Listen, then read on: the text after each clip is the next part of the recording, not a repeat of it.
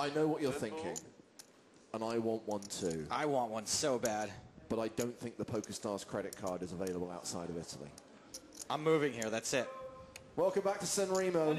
It is the PokerStars.com European Poker Tour.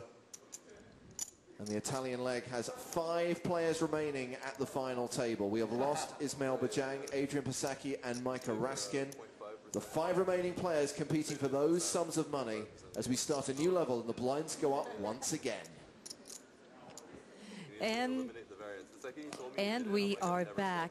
This is the main event. This is the European Poker Tour and SanRemo, Italy. We are down to 5 players now. Dealer in the main event. We will shuffle up and deal. We have a running ante of 20,000 and the blinds are now 60,000, 120,000. Now's when the real poker starts. It's James Haskin and Joe Stapleton calling the action here in SanRemo, joined by another member of Team PokerStars Pro, the man commonly known as Mr. PCA because he basically has won virtually every single tournament that's ever been run at the PCA. It is, of course, Elke. Hey, James. Hey, Joe. How are you What's doing? up, Elke? What do you mean? I can see them flipping. I have to learn Russian now, God. You have to learn Russian, that's right. Actually. Do you know any Russian already? No. Nothing. Actually, I forgot what you told me because I was so sure I was going to win anyways. When you did the Week of Radios, I'm like, I might as well forget it, you know. So this is what I've been told, Elke, is that at the PCA, one of the EPT TV producers says they're going to interview you in Russian for the Russian TV show. And if the Russian producers think it's good enough to appear in the TV show, then you pass the test. Okay, cool, perfect. How long is the interview going to be? It'll be quite a short interview because they'll only be looking for like a 30-second soundbite from you. So I think a minute's probably fair. A minute is fair, I think. Yeah. Yeah, because a minute's a long time. Especially how fast I speak. I need to speak much slower, probably. That's a good way to stretch it out.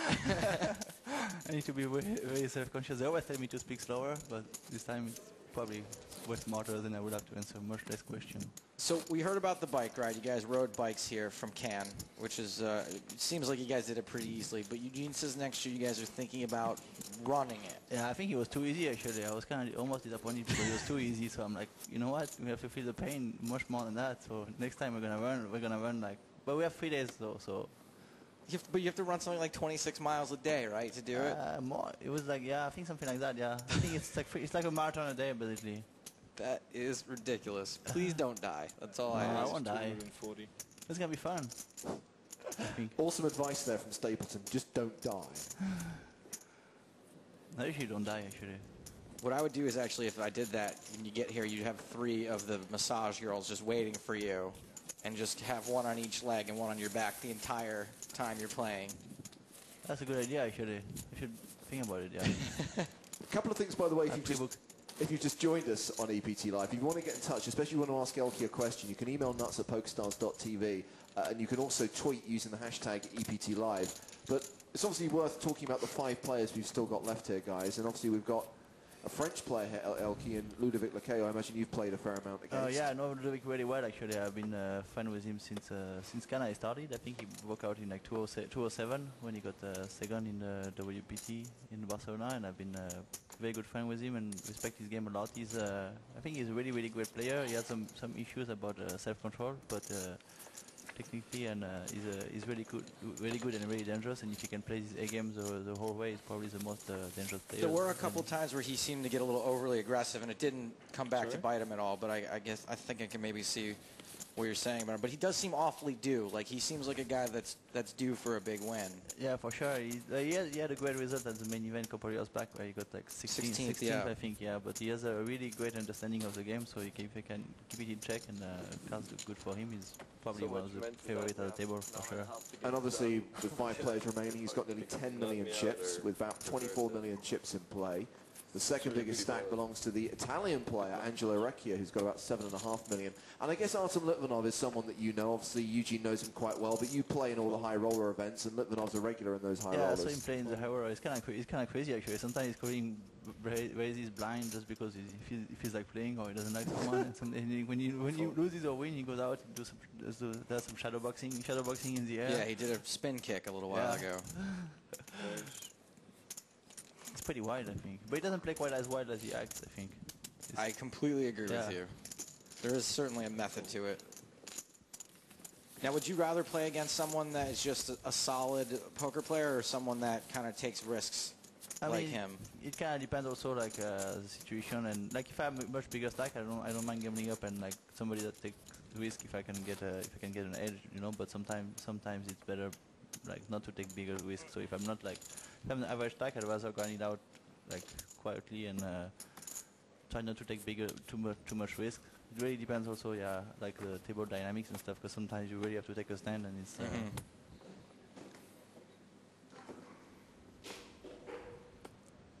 But the Russian guys style can be pretty good at the final table, I think, because some of those people they might not be used, especially those players, I think. Well, it's very hard to adjust to a guy like that.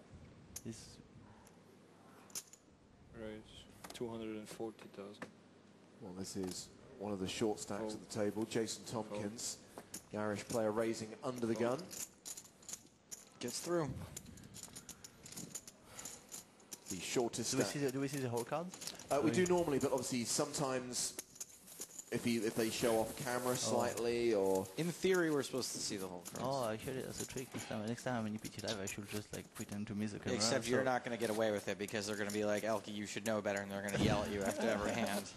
If I don't want them to know which kind of hand I have one time, I just look on the side and You can get away with it for a hand or two for sure, but afterwards, what they'll do is before you muck your cards, if you win the hand or whatever, they'll have you show the camera again. Actually, yeah. They did it to some players sometimes, but I just muck it super quick. And I was going to point out that Litvinov is actually the short stack. I mean, hovering around the 10 big blind mark at the moment. How did Ludovic get his big chip lead? Because I wasn't following so much at the beginning. I mean, there's been no single hand. I mean, he's won some big pots, but it's been generally consistent. I mean, he's just played a lot of big hands post flop.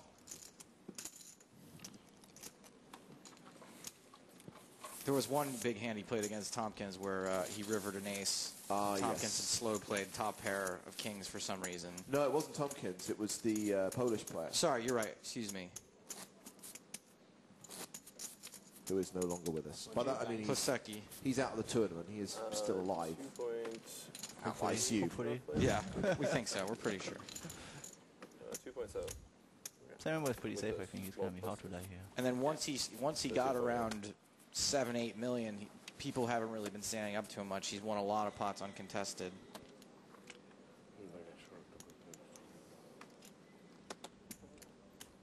How does the Italian guy plays? He's been pretty solid.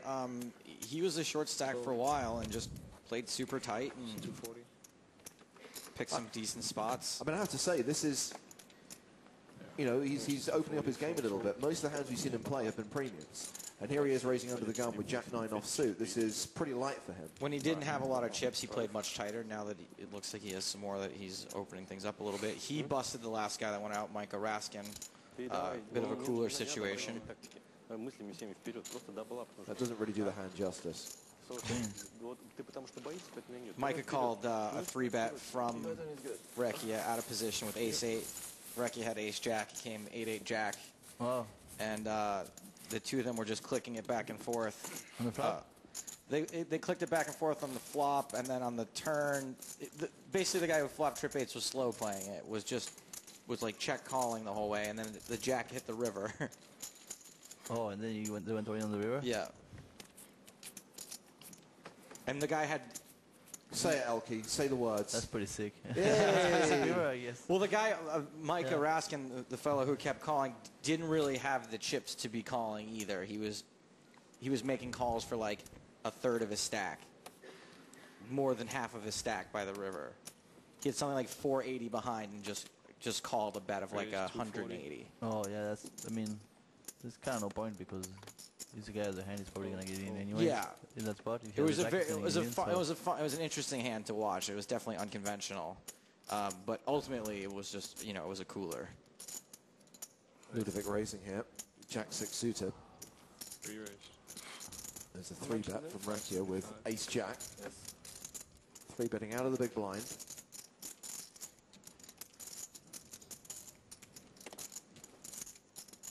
Oh, they're super deep, huh? These two, that's it. Yeah. They got all the chips between them.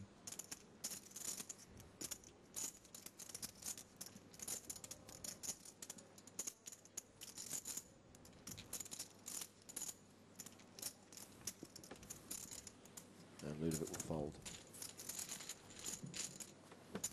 Your boy doesn't give up easily. Yeah. But that's pretty good spot to not get too crazy because Italian guys don't like to fold so much, and he has like such a big. I don't know about that guy. Wow, the usually, French guy is talking about the way Italian guys play poker. I don't know about this one. I don't know about this one. This Italian guy, does he like to fold a lot? He's been pretty tight. He hasn't been. I would say he hasn't gotten out of line with calling almost ever. He has made a couple of pretty big laydowns, which most players would have called for. Most Italians would have called. Definitely most Italians would have called for sure.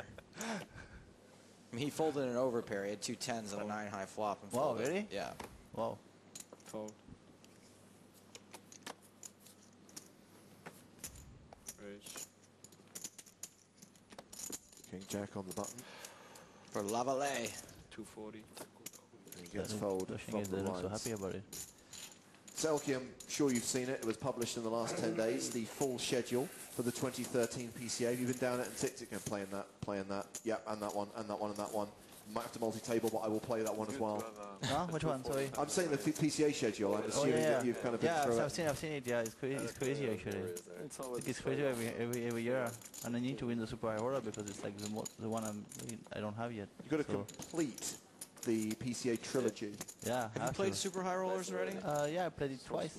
I think I played which one? Eugene and Victor, right? Victor this Yeah, year. you played both one at Oh, they was PCA, both okay. actually, yeah. And I haven't won one. That's how sick it is. If I only played once and I didn't win, That's not crazy. that You sick, played a but yeah. tournament twice and didn't win it. That's ridiculous. Yeah, especially when there's like 40 players. Come on. I mean, like, if there's 1,000 players, I might have to play 10 times. But Fold. Call. Tompkins all in from under the gun. oh, Call all in. Called by Litvinov Showdown. from the small blind. kind of looks like a happy call. Litvinov, the player at risk here. But he has queens. He's got Tompkins absolutely crushed. Like I said before, we haven't had a brutal suck out yet. What time? And he has different suits too. If these queens hold and Litvinov gets the double up, what kind of a celebration are we going to see? How does he celebrate usually? He did a roundhouse kick. He went down into the audience and then did some punches and a kick into the air. He looked like he knew what he was doing too. Oh, I had 10 offsuit. It's gonna be hard to circle on that board. Thank. Yeah, not a lot of funky stuff that can happen. Doesn't look so happy. There's another diamond on the turn. It takes away one of Tompkins' outs. Oh, no, you wouldn't take away his out because there's Oh, pair it's a paired on board. board, but still need more outs. But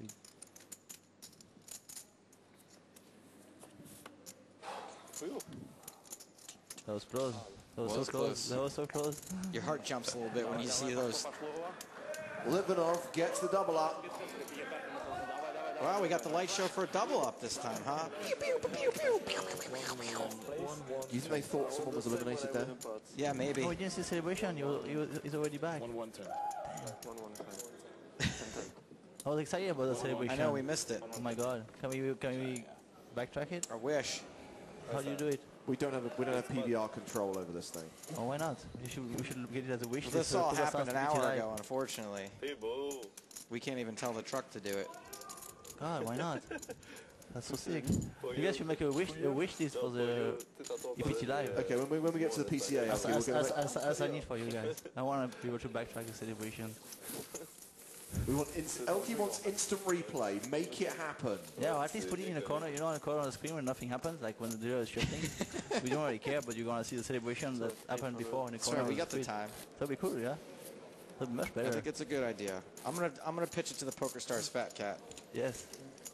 Ship it. Picture in picture replay. Yeah, good luck with that campaign, Joe. Why? That's a pretty good idea. I think. Taking it right to the right to the Fat Cat. I can probably do it at PCA, right? Let's just concentrate on actually getting the whole cards right, and then we can worry about picture-in-picture replay. Raise 240. Fold. So we're in a situation now where Tompkins is super short, playing a stack of 910,000. Like 8 blinds. Fold. He was there before.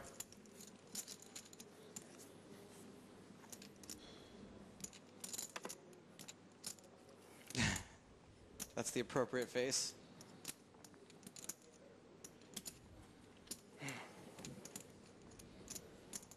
Really? I mean, you think you're live. His suit's not live, But it's not that unfortunately. short to come in. It's not that short to come in this stack with 5 high, I guess. Especially when it's getting cold. That would be pretty bad. He might just be frustrated. Especially after looking that confused and that unhappy. There we That go. would be pretty sick if you had kings or aces. It's like slam the card. Usually when they slam the card, actually they're not so they don't like them so much. You know, They don't. When the card slaps, it's usually not such a good hand. Oh, when you snap them back. I mean, it depends on the players, but most of the players have. Yeah, it's just When they slap you're them, giving because up, you're kind of angry that you got bad cards. Guaranteed they're all getting kicked out before I bust. Well, I don't see no security guys, so... What's your strategy for learning Russian? Actually, I posted on Twitter and I got some comments about like Pimsler or Rosetta Stone or getting some Russian teacher. I think I'm going to Kiev with Eugene late November, but I should train a little bit. I'm gonna try to find some teachers there. Yeah. Fold, fold. But I should train a little bit before, so I'm probably gonna train like online with some kind of program, and then I'm gonna go to Kiev and actually like practice it hardcore for a week. You're just gonna go live in a village in Kiev and I'm have to gonna talk to survive. everyone on the street in Russian, and that'll be pretty good strategy, I think. Hopefully I can survive. I think you'd do all right. Probably just before practice, good timing too. Do you speak other languages besides French and English? Korean Korean, obviously, right? and Spanish a very little. I think you're gonna crush it. You've got. The other thing is that you're a complete psychopath, and when you decide you want to do something, you just do it. So yeah. When they did like the announcements of the Oh, yeah, players just go like, to going up in like Kiev earlier, just before the PCA. they Just would like, show like the stands Question behind for you, the players' Elke. seat, Nicholas show, like, Lawson the on fans. Twitter asks, And when it Elke, was are me you a and the favourite in a players, Muay there's Thai no match one, versus because they were States and all Hartigan? gone to go Yes. I have no idea. I don't know. Yes. Yes, you are. Have you guys done it before? I kind of want to do another fight actually. It's pretty fun. I mean, I got my ass kicked, but it's still pretty fun. It's like your brain dead. It's like you're really like. Fold. It's like really unique actually. It's like you're brain dead for a while and you cannot like think about anything. It's really like When you're in the fight or yeah, after when you're in the fight. had your When head you're kicked in the fight. Okay. Actually, the head didn't hurt that much. Actually, the leg hurts much more than the head. Oh really? Yeah, like I could think straight like 30 minutes after, 1 hour after, but like I could barely walk for a week. Have you seen the video of the fight? I've never actually seen it actually. It's horrible to watch. It looks like he does That's much part of the more, reason I yeah. haven't watched it. Yeah, it's really I don't weird. watch UFC or anything like that. I actually don't really like violence. We got sent the tape, Elke, because obviously we like to do some sort of featurey stuff in the TV shows, and we're thinking maybe we could use some of it in the TV show. It was deemed just like too violent. I mean, like watching you kind of getting kicked in the head is not really what people watching a poker show want to be seeing, I think. I don't want to see it. Fold. Now, I'd like to watch Elke play against someone in StarCraft. Oh yeah, I should play some stuff. I haven't played for a while. There's the new extension came out. I think it just came out too, right? Heart of the Swarm. There's like the extension pack for StarCraft 2. Sorry to call. What about you got Call Jacks? 120. Maybe we should talk about the game a little bit if something happens. Sure, if we have to. If something happens. Raise. 560. It's a free bet out of the small blind, With what? or is it just a raise? Well, Did 10-5 also. Lavali really just call with jacks?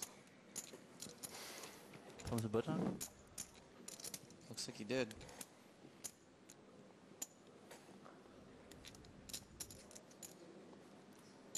The trap limp. Working pretty well.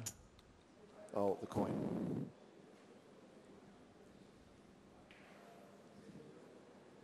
I mean, I can say it because I'm here seeing the whole cards, but when someone limps the button, doesn't that just send alarms off in your head? Like, why is he limping the button when... I mean, also when they're lipping the button, it's usually because they want to play the hand anyway, so you have to raise, like, they're gonna probably, because they want to see a flop, because they don't want to be put all in or things like that, so it's gonna be... I'll remind you, Joe, because clearly you have short-term memory issues. They usually have a hand that play much better post-flop than when they... Most of the times than when they raise. When they raise, they can be stealing, but when they limp, they're very, very rarely on a pure steal. They're something that plays decently after the flop. We just did the TV commentary for the... Oh, Litvinov slipping. We just did the TV commentary for the Monaco Grand Final. He showed an ace. He showed an ace, at least one ace. All in. Raise all in. There's the shove from Lavallee. 3.4, 3.2. I hope only one. That would be brutal. That would be pretty weird. If you flip the coin doesn't believe in my hand. Do you remember the hand at the final table in Monaco Grand Final where Sergio Castelluccio limps the button with 7 deuce of hearts? What did you have? Yeah, that's true. He did. Turn the other way.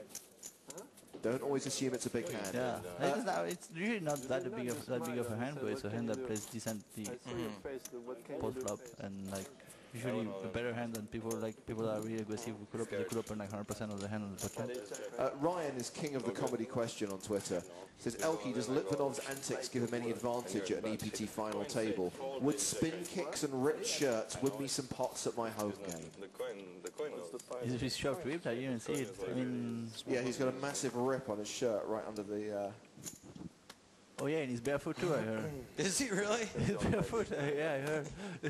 Love that guy. obviously. All in. Raise all in. There's the all-in from Tompkins. We knew it was going to happen soon. Bleeding away, and he's making a stand with 9-4 suited. Litvinov in the small blind. Yeah. Love this guy.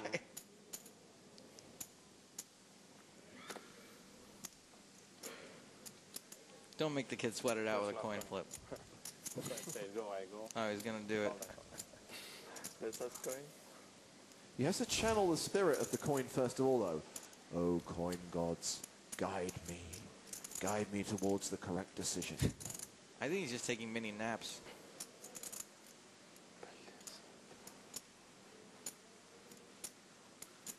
Who's look my card is I think I'm crazy. I talk a lot for you. You see, if he's crazy, that's kind of cool. Looks like he didn't sleep forever, actually. Well, apparently he's been playing these massive marathon open-face Chinese poker sessions this week. Oh, is Jason and Scott? Yeah, which he's been playing them so long that Liv was completely baffled at how he could possibly be at this final table and have been playing as much Chinese poker as he's been playing. That sounds pretty sick, actually. He's pretty baffled too. He's like, I'm crazy. Does he use a coin in open-face Chinese also? I don't know. There's not as many coin flip decisions in open-face Chinese. I feel like got to put between middle and bottom. It's like, oh, whatever. We flip it.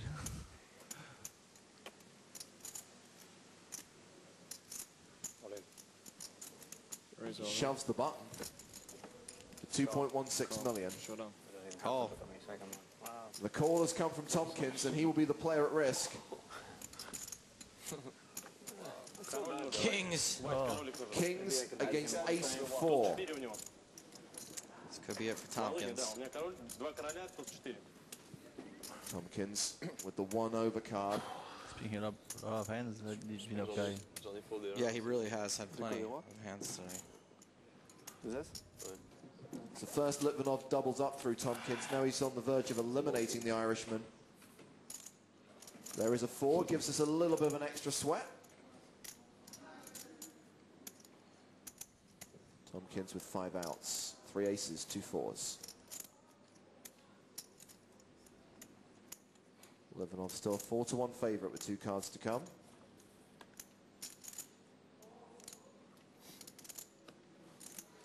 Don't you mean 1 card to come? And now an 89% favourite. We could be about to lose. Our Irish contender, Jason Tompkins, does not hear his ace or 4 on the river. Make a face?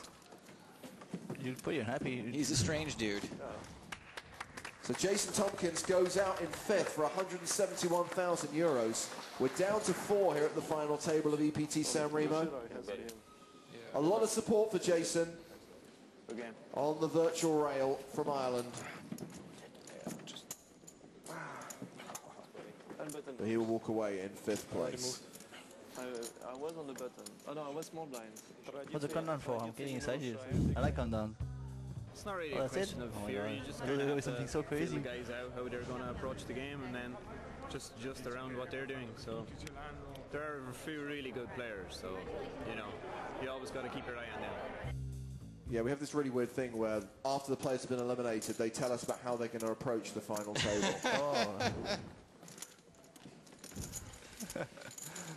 That's kind of funny, actually. It's how we do here in Italy. It's better than bust out interviews. Bust out interviews are kind of boring, you know. Yeah. Always, like, everybody's always depressed. Like, yeah. So you went out. How do you feel? She makes a pre-final table interview and put them after the players' buzz because they're all going to be in good mood. Yeah, it's final table. I'm so excited. Never looked. I like Elke's perspective on this, actually. Yeah, yes, you do. Yes, you do. It's a good idea, I think. I'm all for anything that eliminates bust-out interviews. That's for sure. There's nothing. Nothing to get It's from just it. as bad on the reporter, by the way, it is on you guys because there's nothing that you can ask. You're never going to get like a brilliant, like win an award for a bust-out interview. It's just not happening. Yeah, it was the worst. One time actually that I busted at the tournament and that girl she thought I won a breastset, but I didn't have a breastset then. Yes, She's I like, well, remember that. at least you won a breastset in Vegas. I'm like, no, I didn't. What the hell? James, you know what he's talking about. I know. I was like, what? Yeah, we've discussed that interview before. The funniest thing about that, though, is after the line, at least you want a bracelet, and you go, no, I didn't. The response was, yes, you did. I was so shocked. I even forgot that one.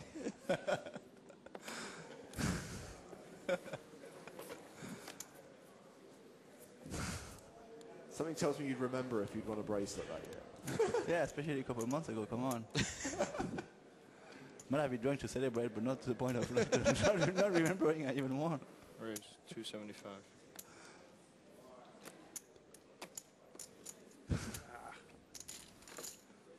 Can you just take it and you have to give him please the button? So there's no bust-out interviews now? That's cool. Yeah, no, we don't do those actually at all. Poker News and whoever might do. I will say Brandon Cantu's World Series of Poker Oh, I haven't bust seen that out one. interview. I'm waiting for it actually. It was pretty good. I'm saving it. I I need have to to watch watch it. I have to watch it. He's either doing, it's either a level and he's doing an awesome Phil Hellmuth impersonation, or he was just tilted beyond belief. The best thing I heard, it was like the most amazing. Jason told me, who told me, Daniel told me, like they were like restarting the next day, and like the first time he raised and he gets 3-bet and he just jump out of his chair. He's like, oh, what the hell is going on now? You obviously got some coaching, like you learned the 3-bet flip-flop. What the hell? It's like really, like, he was so shocked. He jumped out. He's like, you obviously got some coaching. Like You he's 3-bet me never capable of that without getting coached. You 3-bet me the first time. What the hell? Come on, this doesn't make any sense. Next time I'm getting raised, I'm gonna say the same thing too. I mean, what the hell is going on now? Come on. That was pretty funny.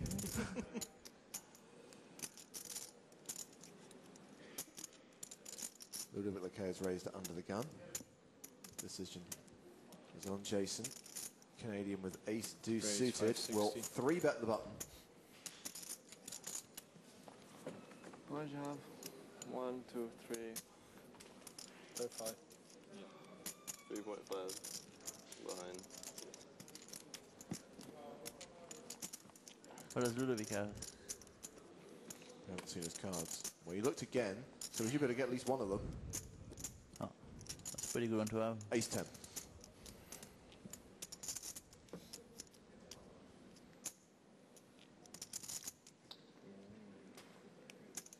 What do you do here, Elke? It's a pretty tough spot actually to, because he has like, the opponent has like 35 blinds. 560. But also the table dynamics, it kind of looks, because the other guy just busted and Ludovic is opening every hand, it definitely looks like the opponent can be making a move. I don't know how much they've been playing back at each other during the final table. So Ludovic made 1 million? Yeah. I'd say Lavallee hasn't been doing a ton of light 3-betting. He shoves. Wow. Call. And Ludovic Makes the calls. call. Wow. What a call. Huge Very call. strong call actually. Huge call. Now, is this where your friend sort of having self-control helps him? Not having a little bit of a lack of self-control? Do you think a lot of players fold that there? I mean, when you 4-bet, it's probably his best option is to, like 4-bet folding is pretty weak. He's pretty weak in that spot because he will do it like Lavalley will probably like 5-bet shove with all the pairs and things like that. So it's like 4-bet folding is probably the worst option, but still a really strong call because like it's a pretty deep and it's a huge pot. Jason Lavalley at risk. He hits the deuce. Spikes a deuce on the flop. That's gross. Yeah, so fucking sick. Oh, that's terrible. You make a great call. You have a guy right where you want him. It's like a huge pot. 8.7 million chips in the middle. Monster pot too, because if Ludo wins that pot, he would have like Crazy chip lead. like 14 million. Over half the chips in play. Well, now he only has 2 outs. Yeah, 10 of hearts no good. Got to be the 10 of clubs or 10 of spades on the river, or the Canadian gets the double up. And it's a heart. He makes his flush, and he takes the chip lead with a stack of 8.7 million. Ludovic Lacaille now down to 5.4 million. And look, I mean, understandably, completely crushed and devastated by that. Yeah, it's super upsetting to lose that way for sure. Hope he can like keep it together because it's Actually, we have to That's a hand where you just cannot make eye contact with the other guy. If there's mixed, you know. But After if that. that is the other guy didn't like just already celebrate. That's even just more see if annoying when they're people all already yellows. celebrate after they suck out. Absolutely. All yellow. So let's just establish where we are now. Jason Lavalley has the chip lead, 8.7 million. The Italian player, Angelo Recchia, is second in chips with 6.7 million. Ludovic Lacaille now down to third on the leaderboard with 5.4 million. Artem Litvinov, the shortest stack, with 2.95 million. 4 players remain competing for the title, the trophy, and 800,000 euros first place prize money. So you want the combination that the guy has the lowest chance. So it's going to be aces against ace-7. Would probably be pretty darn low. I would think ace-6 off. Aces against ace-6 off would be very, very low, I would think. I think it's aces against ace-7 off. 2 kings against king deuce off suit. Yeah, probably that. No, it's not. What is it? Sevens versus 7 I need to deuce. go back to poker school. Sick. But Daniel was probably the closest. By far. I mean, what do you have? A couple of percentage points off in in all those cases? I mean, it can't be that big of a difference. Kings versus king deuce, 7s versus 7 deuce. So we've seen 142 hands at this final table. And momentum is with the Canadian right now. And speaking of people who are due, by the way, you know, I mentioned that Lacaille seemed due. Yes. Lavalley has been, you know, a contender for a long time. He had that really deep run at the WPT a few years ago. He's certainly due for a big win, I would say. Yeah, he's definitely a really strong player too. I think I played with him quite a bit before. By the way, commiseration messages are coming in on Twitter for Jason Tompkins, who went out in 5th place. Among them, Jamie Dodd saying, unlucky blah, 666, great run, well played. Daniel says, let's go Canada, let's go Canada. Ricardo observes that Ludovic looks destroyed and is guaranteed to tilt off the rest now. I mean, does he have that potential, Elke, that suffering a bad beat like that could take him off his A game and he could now just spew the rest? I mean, he could definitely, but I hope he would not. And also, like, I think he's smart enough that also when you look at destroyed and people expect it, you like kind of recompose yourself and like. I mean, he has sometimes plenty it's of kind of chips. good actually to look like you're really tilted, because if you get some hands, they will never give you respect for it. And like, Well, he's coming right back out swinging. 3-betting, right? Raise 575. He is 3-betting. Much play now. 5. 5. Total 5. Oh, I'm counting. Now Over 5 million. Now Recchia with the ace deuce. 4. 5.2 million total, I think.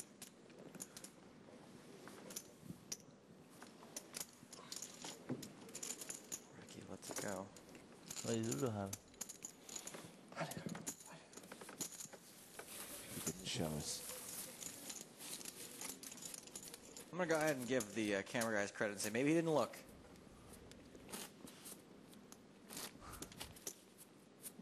Probably not. We fade off into dreamland.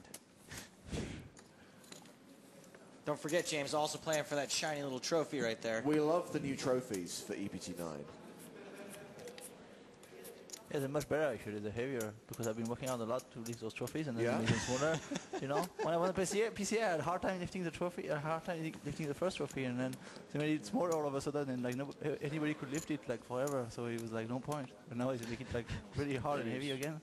I get an edge on them, so I'm kind of happy about that. The last in a long line of many edges of Elke Gros-Pellier.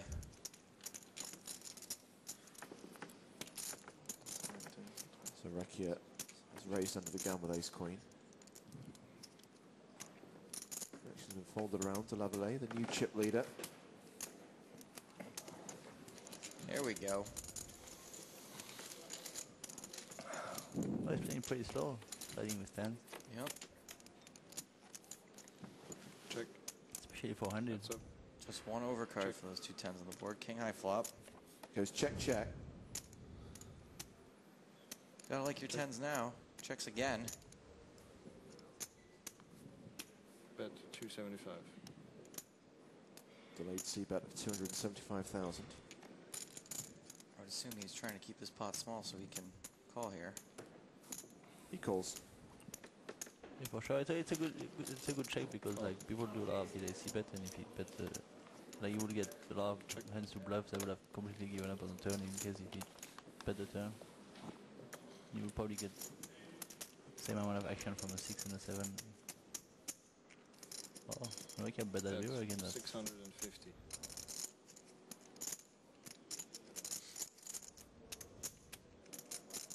Lavallee made a big call on the river earlier on in the tournament.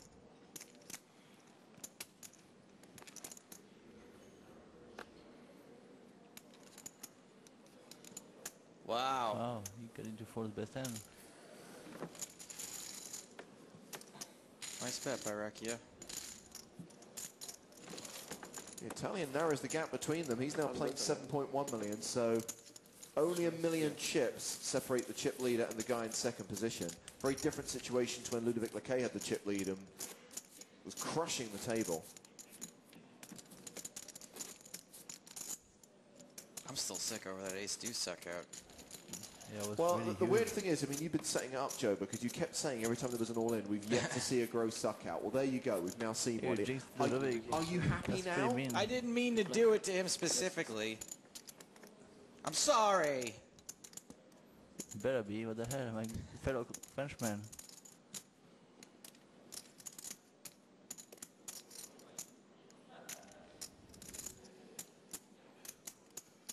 We know Litvinov has a queen, and we know he's raising from under the Probably gun. only look at one. Probably only look at one.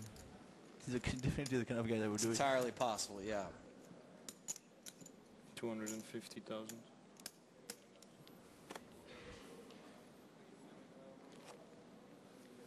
Here comes your boy. Raise 525. Fold. He has King Jack, and he has 3-bet to 525,000. What do you think of that, Elke, in position, the 3-bet with King Jack off?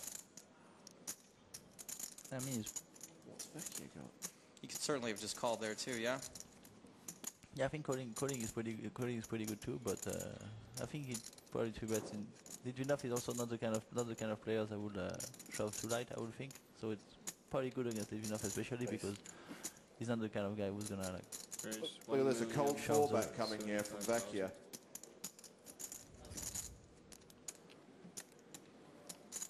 Litvinov has King Queen.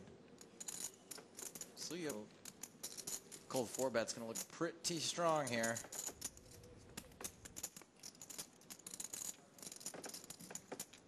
I mean, Litvinov is the kind of guys that might have just called with King Queen pre-flop, and that would have make it like the small 3-bet is actually giving you so much more information than just flatting a c-bet on the flop from the opponent. So it's pretty good. But he's just like, you're talking about Laquet small 3-bet. yeah, but now it's kind of a bad spot that he got. He found his queen against him, but also Rekia 4-bet like so small that actually I don't like Rekia 4-betting that small with his queen from the big blind because it's still pretty giving a great price. Yeah, getting a great price and you're out of position and your hand is still vulnerable. It's not like 3 hearts on the board. That's all. okay with the King of Hearts in his hand. His queen off is not like the strongest hand. I mean, it's pretty vulnerable, especially a player like Ludovic is probably not gonna afford for such a small price. So Rekia continues. It's like the perfect spot for Ludovic to shove now, I guess. 750,000. Just checking back, he does have the King of Hearts. Can't really play it any other way, because if he calls, then it comes like a brick on the turn, and you're totally screwed. shoves, and it's like the worst ever. All in. He does shove. All in. Probably insta fold, yeah. Yeah, I can't.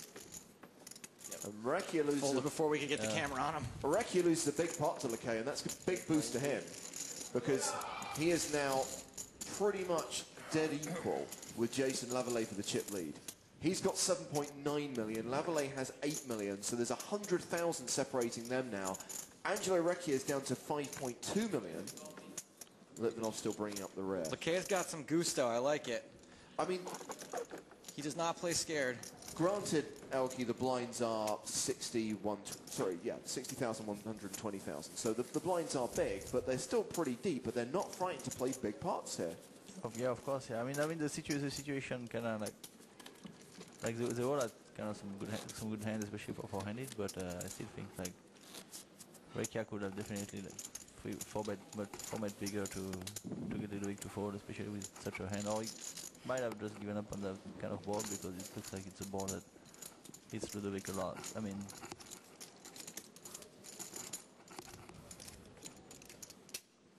but Ludovic is definitely never afraid.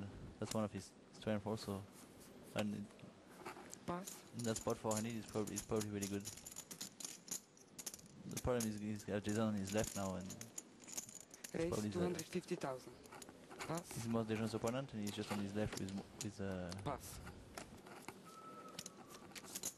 And you just 5-bet only with ace deuce 2, so it's definitely not afraid either. Yep. So I think we might see a lot of action soon. All good points, Elkster.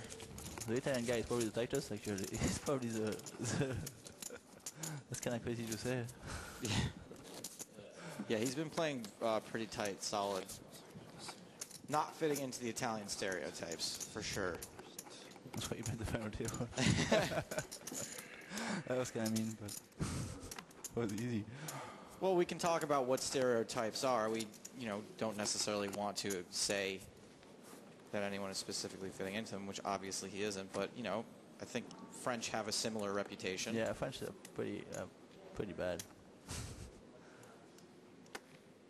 The way to lose, I think like French, Spanish, and Italians, they're like too creative. That being a euphemism for loosey-goosey, right? There was a really funny tweet on the wall in Barcelona. Let's see what happens here. Where a guy tweeted, that awkward moment when you've unloaded every barrel into a guy and then notice a French patch on his arm. Missed the fact that the logo was .fr. That was it, the .fr logo.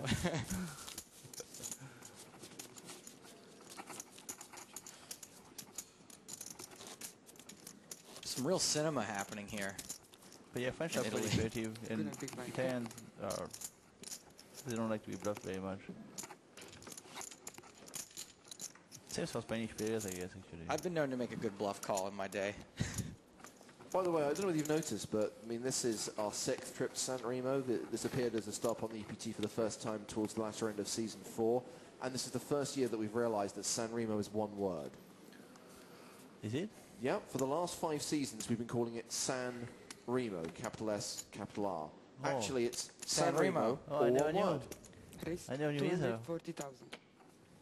Wow. It's hard to get used to, even though I know what the right one is. I still write it the wrong way sometimes now. I decided it was 2 words, so it's 2 words, says the PokerStars Fat Cat. Whose nationality seems to change on a regular basis. He's from all places. I mean, he lives in a blimp, so you pick up a lot of accents.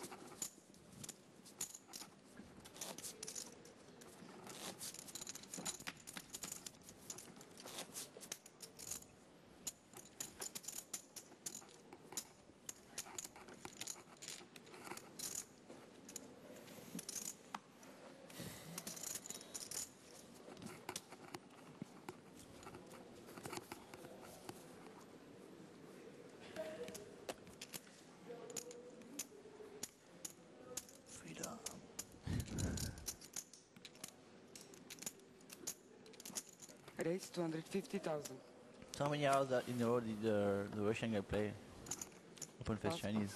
I mean, Liv was claiming it was 35 and 40-hour sessions, but I don't know how that's possible, considering that would eat into a lot of time for this tournament. Look at his face. I can easily believe it. Yeah, he's probably multi-tabling open face Chinese and FinalTable. My guess is he had to miss hands in this tournament if that was the case. And he certainly missed sleep. Yeah, that I would believe it when you see his face. I mean, that's how the old school guys used to do it. They used to play the tournaments all day and the cash games all night. And just go for 4 or 5 straight days. Just make sure they can see the cards in your camera, please. Thank you.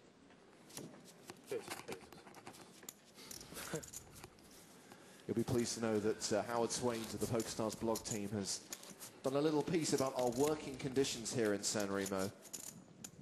We're here in the sweatshop, very low lighting, making sneakers for $2 an hour. I mean, obviously you should be following the PokerStars blog on Twitter, and if you're not, Can't even escape for the windows. No, like, they're all barred up. Like, yeah. Even if you got outside, by the way, that's not really outside. Oh yeah, why is it? Because even like during the day, yeah? during the daytime, there's no light out there. Wow, so it's like sick trap. Sick trap. It's like a trick. It looks like it's outside, but you can't. But just in case, just in case you don't follow the PokerStars blog on Twitter, if you search hashtag EPT Live, you'll see a link to the article, and there is extensive photographic evidence of the cupboard next to the toilet. Where were you last year? There was no EPT Live here last year, was there? Last year they were on the stage because it was not hole cards up. Oh, they were in the auditorium. That was hole card stuff. It's pretty cool. Neat. Certainly a little easier on us to have the whole cards up, but when you guys are in here, you don't seem to have a problem for the most part putting people on hands. Yeah, but it's still more fun. I think for the audience it's much more fun to watch it live happen and to watch the cards. And I think so too, and you know we're missing the whole cards every once in a while anyway, and you get to have a fun sweat when that happens. My favorite hands in the TV show actually are the sweat with hands. I like those a lot. Oh yeah, I like them too. Those two, they're really fun. Just to give Howard a little bit of credit, he says, earlier today you may have heard someone taking a sneaky leak in the bathroom. The sounds were very clear over the microphones, like Frank Drebin that time in The Naked Gun. Yes, that's exactly what I was thinking of too. I must kill the queen. Looks like players just slowing down a little bit, not much big confrontation lately. Cool. These guys might be waiting out Litvinov a little bit. Oh, pretty good card for Litvinov. Check. Now we know one whole card out of 4. It's a pretty key card though. Yeah. It's going to be the best hand most of the time. 225,000. Wow. Especially now. Wow.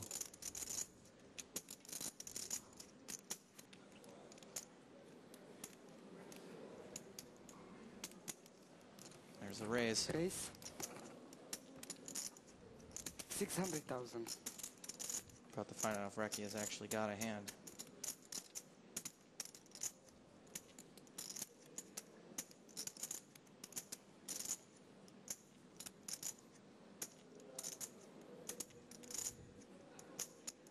I don't know how good of a hand he could have gone on 2-bet, but if he had really a very strong hand, I think he would have bet the flop most of the time. We could have like 2 draws out there now, 2 flush draws. Or some flush draw, but it's like the best card ever for Ludo probably. Yeah, not too many hands got made right there, unless he's raising up with the old 3-5. But I think you wouldn't have delayed this bet so much with 3-5 probably because you'd. Yeah. And it's kind of too weak to flat a bet on the turn, and if you bet the flop, you might get a free card. It's not likely at all.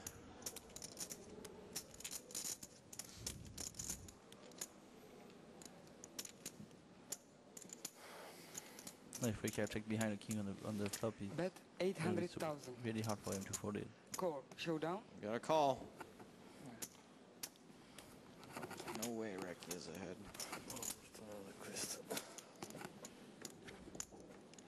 Oh, we're going to see his cards. Are we? He doesn't have to show it, does he? Well, he should show the camera.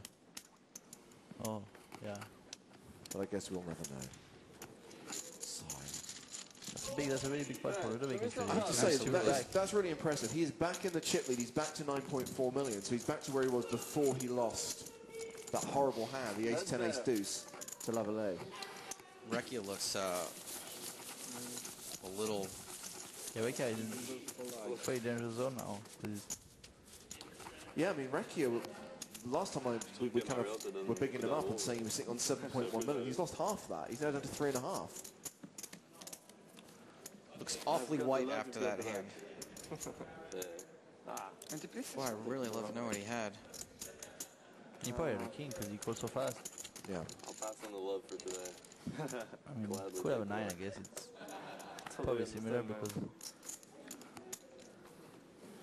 like, I don't think Ludovic is gonna check his king on that turn. That's what I see. Pass. Pass. Pass. Take a walk. So Elke, I guess that time has come when you're going to be leaving us. Yeah, I gotta go to Mazagan to the French Poker Series in Morocco tomorrow morning, actually. I stay a little bit because I want to see Ludovic win too. Oh, bless you. It's fun, actually. Where are you guys going next? Prague? James is heading to Prague. I'm back to the States for a little while. I won't be back on the tour until PCA. Nice. I'm gonna be EPT9 for which one? Here's the deal. I'll tell you, Elke. I'll tell you what's going down. Hardigan's my keeper. He tells you what happened. He tells me where to go. For Prague, where alas we won't be joined by Joe Stapleton, we will be bringing you a live stream of the final 2 days of the tournament. So 24 down to 8, and then the final table. Is it whole cards? Not sure whether we're going to have whole. We definitely won't have whole cards for the penultimate day. I imagine that we'll try and do some kind of delayed feed for the final table, but no promises yet. But from the PCA, you will have whole cards up coverage of the super high roller final table, the 25k high roller final table, and the main event final table. Oh, that's amazing. Nice. 3 webcasts from the PCA this year, or next year, I should say. Is it the same 1 hour delay? Yeah. And the way we like to do it now is obviously we delay the picture, we delay the feed coming into us, but we commentate live because that way obviously nobody's got to be sequestered. There's no way information can leak out. It's all already happened. And we get all the interaction. I do love the fact that, you know, this is where Twitter comes into its own. I mean, I know various aspects of social media become much maligned, but this is great, the fact that, you know, instant interaction with the audience is just there. It's, and because it limits the amount of words that people can write, it means That's the message the way to do it for sure, because if you sequester people, it just gets like so messy, and there's always some people like, to find a way out of here. So now that all the information is out there, it's much better. Yeah, it's fair for everyone. It's a great idea Hardigan had to do it this way. It's the second best suit, in my opinion. Pass. Pass. Having the idea is one thing, implementing it is another, and I give credit to all the technical guys who found the way to make it work. You know how they do it, Elke? There's a giant cable that they run the video through that takes an hour. It coils around the Earth like 3 times. It takes an hour to get to us. Yeah, that's how they do it. Oh, he's already in. Wow, he shoved from the small blind, and Litvinov wants a count. Well, it's going to cost Litvinov everything he's got. Where's his coin? 3-3. I think we may need a coin.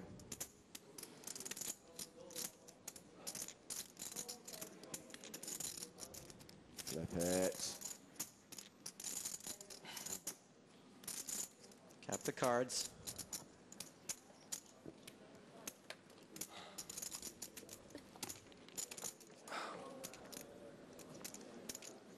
I'm going to release a dove into the air. If it flies east, I call. If it flies west, I fold.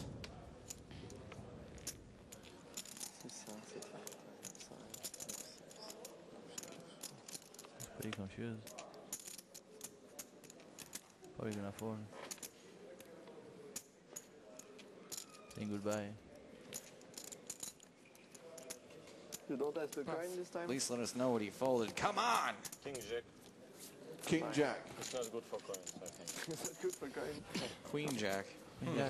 If coins say go, I go, and maybe it's not good at all. maybe I don't win. What do you think? Queen Jack. It's probably good for them. Good fold?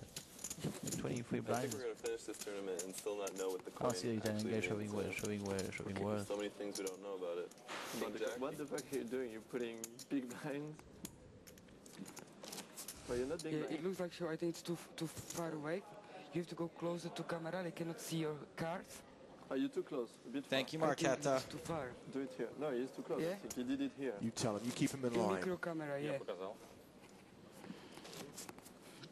They telling me they cannot see his card. And next You know what you can do is just whisper his cards into the microphone. I think I actually mooted this idea in Barcelona when we were having similar problems with a couple of players, especially Ilali Sahamias, who just didn't want to show. But if you fail to show your whole cards to the camera, we have all the chairs are wired, and we basically issue a light electric shock, which is just a reminder. Non-lethal. No, it's just a little That's kinda cool, actually. just a little kind of jolt. Oh, I knew Elkie would like that. like a little jolt, like a little reminder to the players that you have to show it. And obviously, if you persist, Like that first scene in Ghostbusters, Yeah. where he's trying to guess Exactly. the. He goes stronger and stronger every time you fail exactly, to show. you've got it. Every time you fail to show, we just tweak it up a bit. That would be so cool, and you can see the reaction live too. And then you get into kind Probably of you like have to. Blofeld status, where if someone is really letting you down, it's like you have failed me for the last time. Shark you Tank. press the button and that's it, they are fried. Raise all in. How much is it? Well, Okay, someone's I know. getting called. How much is It's it? pretty likely. I don't think he has to flip a coin now. 4 million? I'm just gonna check one stack. If it's 20, you can pass me one stack. Yeah, I'm just gonna check quickly, just only this. For double Sometimes check. it's like whole cards with the magnets inside. They use it in Barcelona and the secondary feature table. It's even better, I think, because then you don't have to just have to put them in a spot, and every card has like a chip. Yeah. Tell which card it is. That's even better. All in? The reason why... Oh boy, hello. what? Wow, that's Maybe... So look at him smiling. He's smiling there. He's in with aces and 2 players have shoved into him.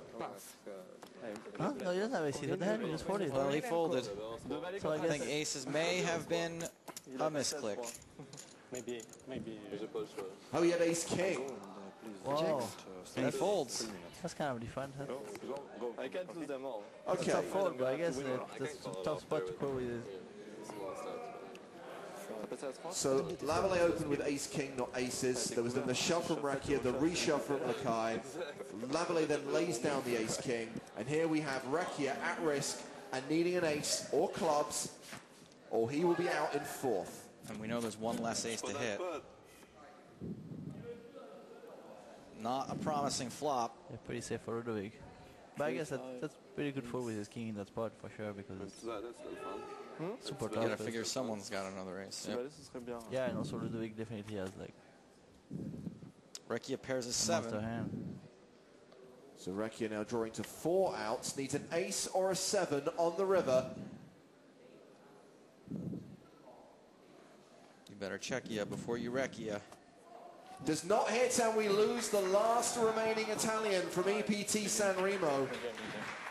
Angelo Recchia going out in 4th place for €225,000. Ludovic Lacaille extends his chip lead. 13.4 million he has now. Jason Lavallee on 7.8 million, Artem Litvinov on 2.6 million. Good performance from the Italian, I have to say. What do you want me to do? It's too bad. I would have liked to see an Italian winner here in SanRemo.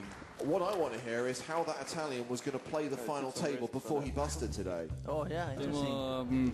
Temo di più in questo FinalTable domani, sicuramente per l'esperienza alla CAI, e poi c'è un giocatore irlandese che non ricordo il nome, comunque bravino, anche se è abbastanza nittico, quindi facilmente gestibile. I'm going to start off quite short, I'm then going to build up my stack, and then I'm going to lose it all in the 31st level of the tournament. That's exactly what happened. Yep. Yeah, it has to be removed. Yeah? Accurate prediction. Okay. They need to remove the chair. So the prize jump from 4th to 3rd place is almost 60,000 euros. Yes. 58,000. But actually, I kind of want to go because I'm curious now. No problem. Kind of like you guys, but now that it's 1 hour delay. Elkie, I want to see when Ludovic wins. We'll take you as long as you possibly want to stay with us, buddy. You're always welcome here. I'm so curious. Okay. No problem. So Ludovic now with more than half the chips in play, 56% to be precise. Litvinov has vanished. We're not heads up yet. Probably what you play Chinese poker. He's like, okay, I got my third place shirt now. I can give it more. I mean, maybe it's an interesting strategy that you know, he doesn't play any hands. These two cooler each other, aces versus kings in some hand, and he ladders up in the second. Where did he go? Where did he go? Where did he go? Celebrating the pay jump.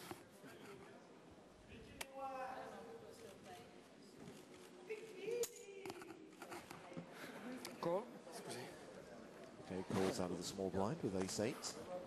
Check. Now they check his option. Sounds so like he's gonna make some crazy move now because the part time is so short. He's not even here.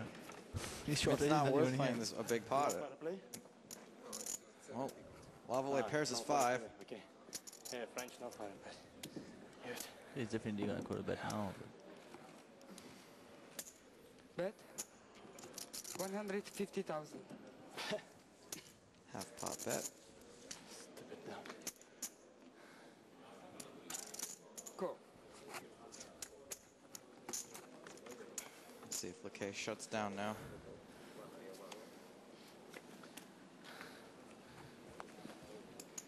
No, sir. Check. Oh, there he goes.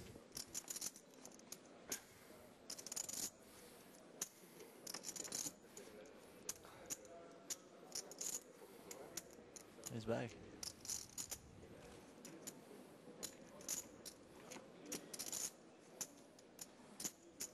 Bet 270. So that's 275. 275. Okay.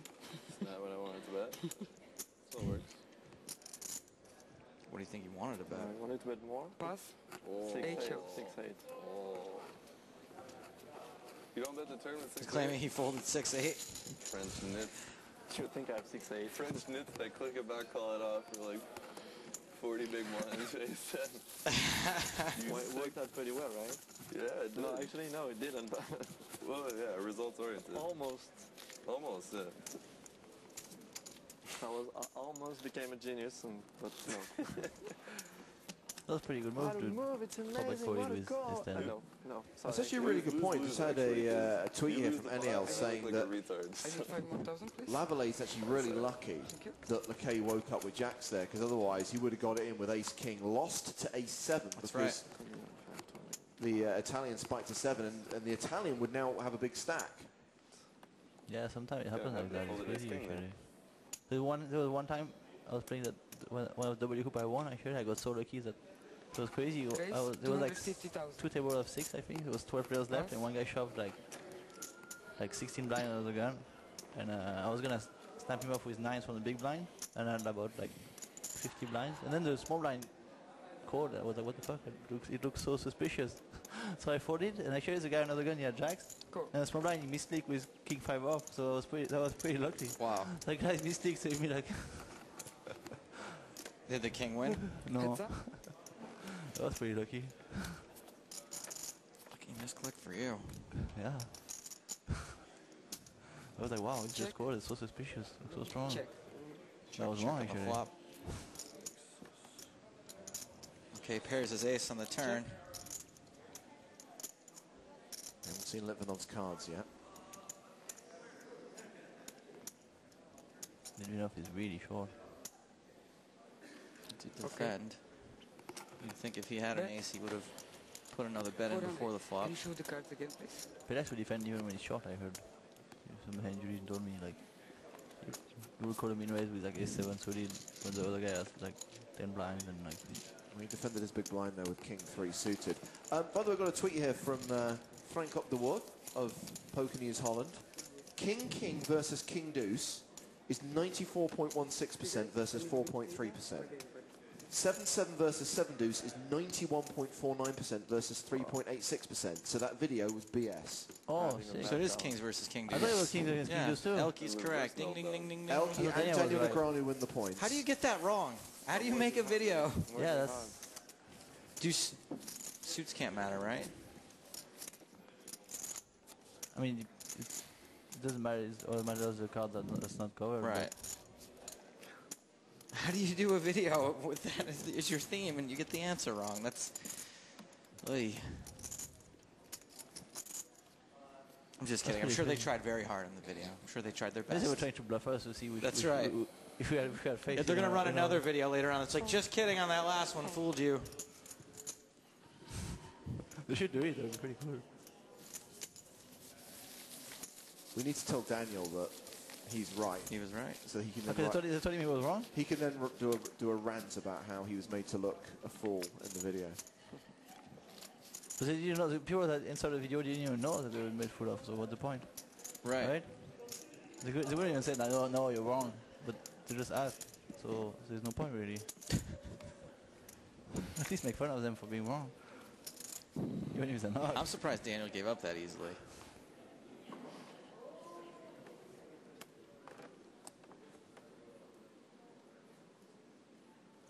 I don't know how much I'm supposed to talk about it, but I'm doing a fun thing with Daniel coming up.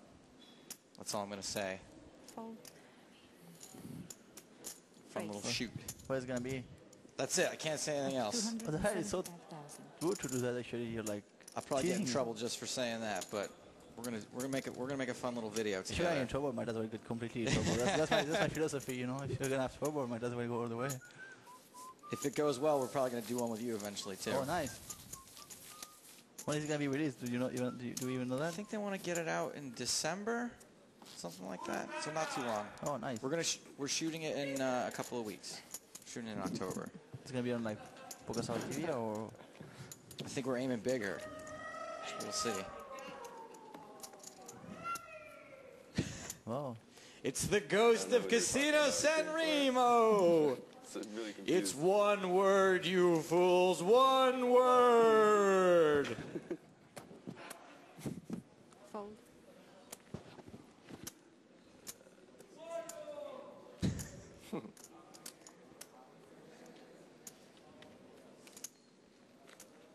Ace Queen. Raise. The Lavallee raises from the small blind.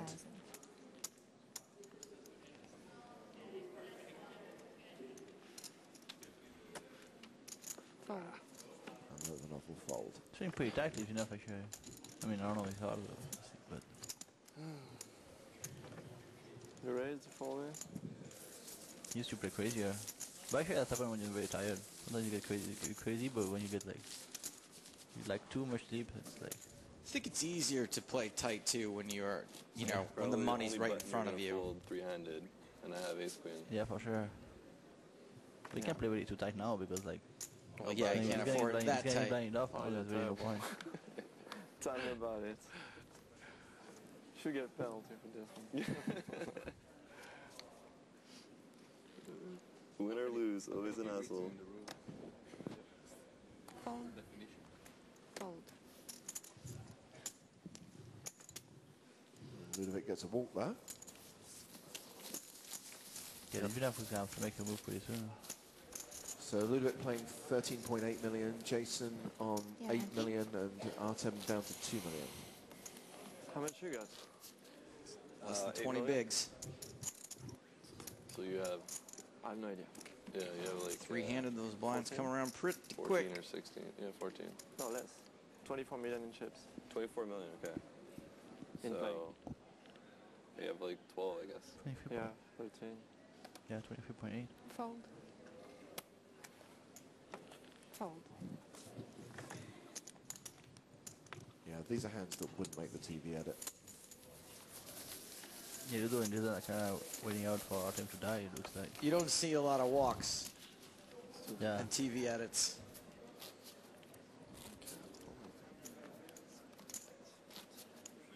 So there's the breakdown. Litvinov now drops below the 2 million mark. About 20 minutes left on this level, then the blinds go to 81.60. I'm not very good at counting. You know, speaking of TV poker, you know what I miss? The big game. Yeah, the big game was fun, actually. Man, that show was fun. I hope it's coming back. It would be nice. If not just for me, but for I just thought it was a great show all around. I think it was really fun, yeah. The dynamic and everything with the loose cannon, it was definitely like... 6.8-ish. And you guys looked like you were genuinely having fun, which makes it fun for the audience, too. Yeah, it was fun. But the format of 6 max with the dynamic of the whole cannon, and the NTs, it was really fun to play. Yeah. Also, the lineups were pretty fun. They were good lineups usually, so Careful off, beavers and Bet maple syrup. 300,000. All my friends at home face palming. You've upset Giovanni, by the way, Stapes. Oh. I can't. Oh, Litvinov moves all in. Call. And Ludovic Lacaille calls. With top pair. Oh, wow. Litvinov with the monster straight flush draw. It's a pretty sick draw. You're behind too. Yeah, behind. You got the 8 of spades on the turn too. Yeah, no, that's that's someone with an itchy trigger finger in the graphics department. That's the best card in the deck. We haven't seen the turn card yet. Deuce, yeah, deuce is pretty good. Wow, great. That changes nothing. A 4, a 9, or a spade. A 7. 7 will do it too, yep. Wow. It's a black. Litvinov had so many outs. 18 outs that he missed twice, that's crazy. I mean, can you have more than 18 outs even? I guess you could. I guess if both your cards are live, also. So with Artem Litvinov, like if you have King Queen of Hearts and you come Jack 10 with 2 hearts and you get like 4, it's pretty specific. So Artem Litvinov has just gone out in third. So he collects 283,000 euros. We go heads up, and let's just have a quick look at the stacks, guys. It's 16 million plays 8 million. So it's a 2-to-1 chip lead for Ludovic Lacaille. It'll be interesting during the break they'll take now before the heads up battle if they do look at the numbers and decide to do some kind of deal, bearing in mind the difference in prize money is huge. 317,000. 483 for the runner-up, 800,000 for the winner. So they may look at the numbers. They're both very good players. Can we get a chip count? So we'll let the players go on a break, and then we'll get this heads-up battle underway here at EPT SanRemo. Live coverage continues shortly on PokerStars.tv. Everything will be published. See you guys. Thanks, Elke. You're welcome. For the winner, obviously the top. Yeah, the winner takes the goodies, 10% to play, and let's see the chip count. Ok, donc on prendrait...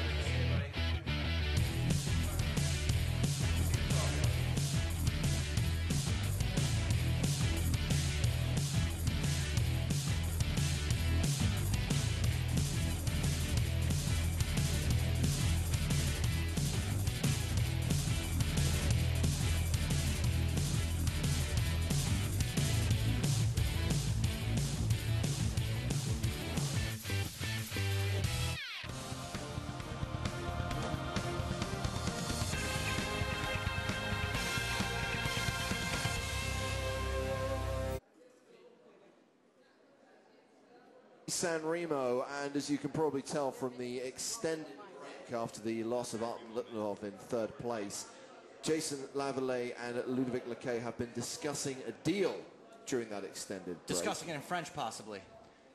I mean, Lacaille comes into the heads-up battle with a 2-to-1 chip lead, but this is what they've agreed on. They're going to play for 100,000 euros, and obviously the title and the trophy as well, but they have locked up nearly 650,000 for Lacaille, 538,000 there for Jason. And that's a difference of the published prizes, which were 483 for second and 800 for first. So a deal's been done, but still a lot of money to play for, plus the prestige of being an EPT winner. And welcome back. This is the European Poker Tour. We are in Italy, in SanRemo. Season 9. 797 players started this main event. We are down to our final 2 players. Introducing the heads-up players, 2 remaining players. From France, please welcome Ludovic Lacaille, and from Canada, Jason Lavallée.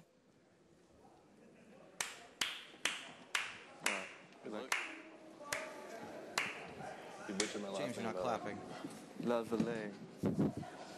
The current chip counts are 15,920,000 over here with Ludovic, and Jason has 7,895,000 in chips.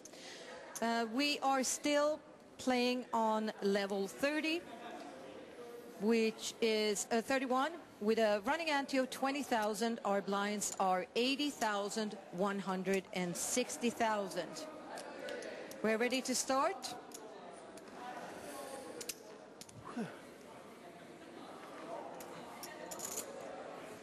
Now I'm actually Shuffle up and deal. a fan of deals, by the way. Both these guys managed to lock up better than second place money, keep the antes.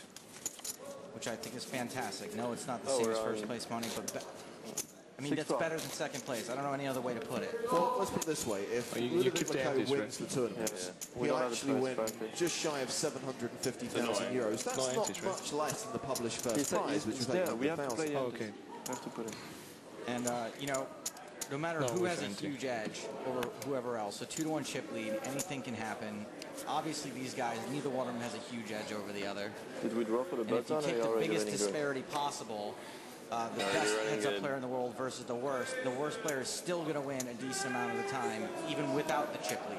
Absolutely. And obviously these guys are both 250,000 skilled players. They came into this final table as the 2 chip leaders. They've made it to this heads-up portion of the final table, and now they're playing for the title, the trophy, and 100,000 euros.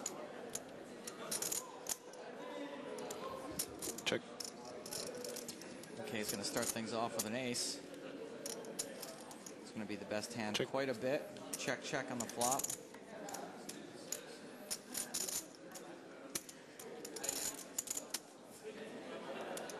Okay, he's got a gut shot now to go to the side, which is likely to be the best hand. Probably have a full house because you run so good. Fold. Lavallée folds, and this is the time of night when we bring out the green and black chips.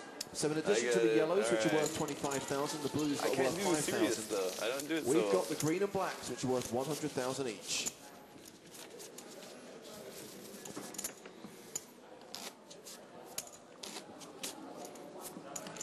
I just want to beat you real quick. No, there are antes. There are antes. You already told me you were going to buy the ball of wine at dinner. Ante? 6. Oh. It's getting kind of late for dinner, so we'll just go to the strippers. Agree? My girlfriend won't agree, but I'll go with you. I'll let you talk to her. I said I'll go. Extenuant circumstances. If you win, she doesn't really have a choice but to say yes, right? Interesting theory. Raise 250. Really awkward if she's on shift and they show up there. 250? Yes. Todd Hawkins makes a valid point on Twitter. He says, no offense, but 90% or 600. more who say they would never chop at a final table have never been at one. Not really a controversy. Ding, very aggressive ding, playing again. ding. Very, very aggressive.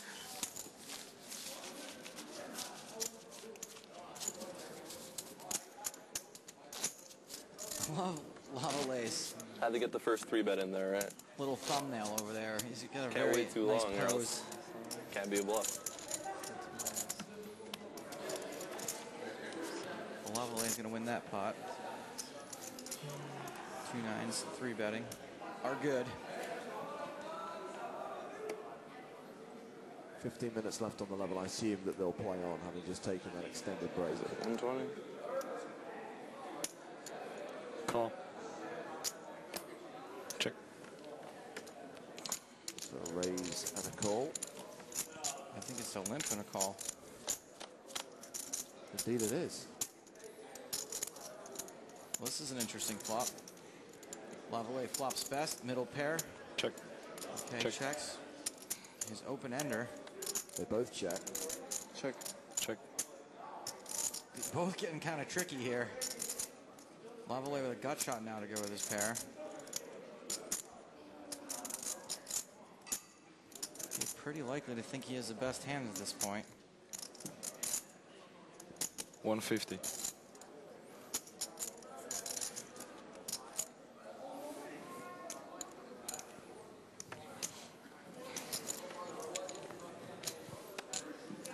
$150 apiece.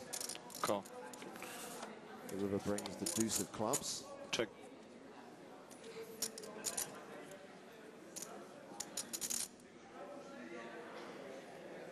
Thinnish spot for value, but I think you can make a bet here.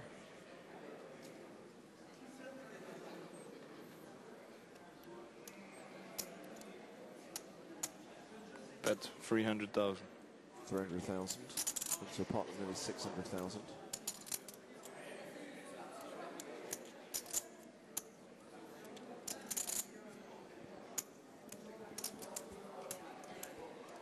There aren't too many worse hands that Lavalley would be value betting. What about Queen 9? It's good.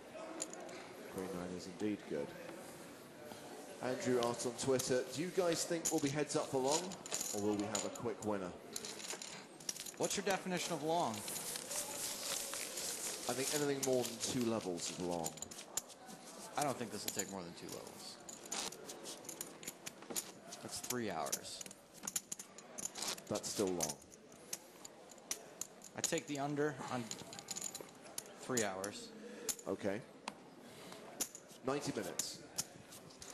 Probably over. Let's just play it safe. It's a win-win for us. Either I'm right or we're out of here a little sooner. Jack 4. Hi, Queen 4. The new Jackson 5. I know.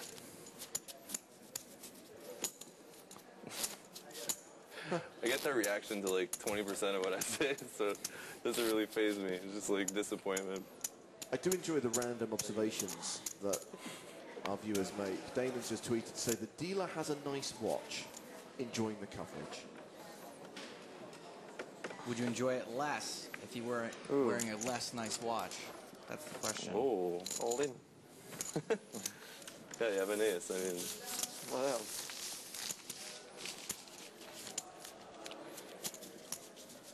you have no choice but to let me win, by the way, because I got teased for second place finishing so many tournaments. I have a second, a third, a fourth. In EPTs? Second and third in WPTs, fourth World Series, 7 CPT.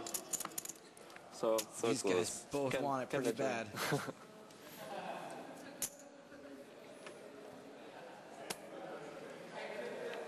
Yeah, they're both players who probably appear on your list of people who are due.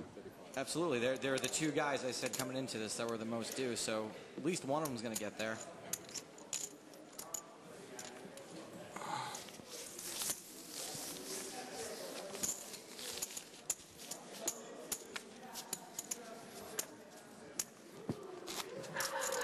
Now, there can't have been too many French winners on the EPT. Alright, the winning every plus. I'm gonna have to put the glasses back on. On and that's on. But at this light, seriously, just to my Christophe face. Zimmer. I know. Pascal Pretty Pro. Probably a couple more that we aren't thinking of. Jan Bublé. Jan Bublé. Call. No, France has had its fair share. Oh, Lucien Cohen. Oh. So that's at least 5 or 6. Yeah, I stand corrected. Check. And obviously there have been quite a lot of Canadian champions as well. Yeah. So Check. Check. Ace high, probably good. is good. Good for you. That's 200,000. And good for me. Okay, he's going to try to take a stab at this with his 5 high.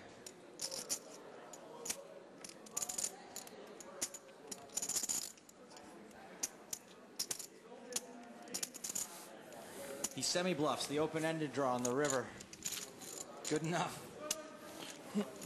Nice. So 15.3 million, plays 8.4 million.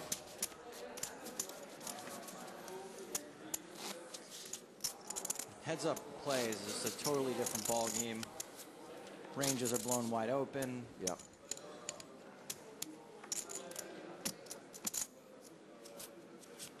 Plays pretty loose. Your value of your hands goes way up. All right.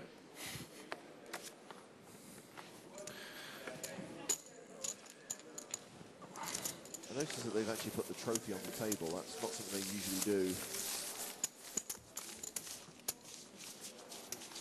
Got to make them want it more. That's what you're playing for, boys. Here's the prediction on Twitter. Part of me is happy that you made it heads up with me, but the other part is kind of hoping that it'd be like... Yeah, faster.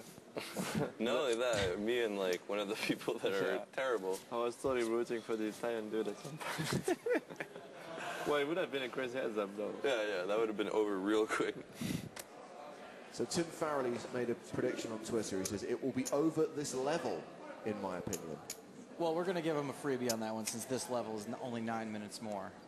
Rooting for Canada now. Kills me to think a Frenchman is good enough to ship it, aside from Elke, of course, smiley face. Well, presumably, you just heard the list I reeled off of French EPT champions. There have been a fair few. This guy, Ludovic Lequet, is not bad at all. He's certainly as worthy a winner as anyone. Check. I can't just get behind stereotypes.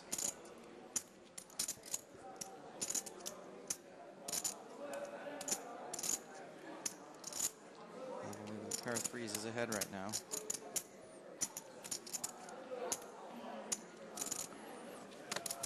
It's okay. 225. Looks like a fold there from Ludovic.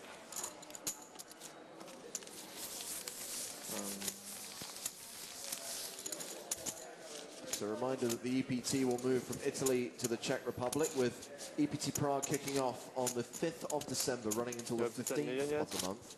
Getting there, slowly but Live surely. broadcasting from the final 2 days of the tournament. And then in the new year, it's the 2013 PCA. 10 days, 40 events. Satellites running now on PokerStars, and live coverage of 3 final tables here at PokerStars.tv. 40 events in 10 days. 250. Holy mother of God.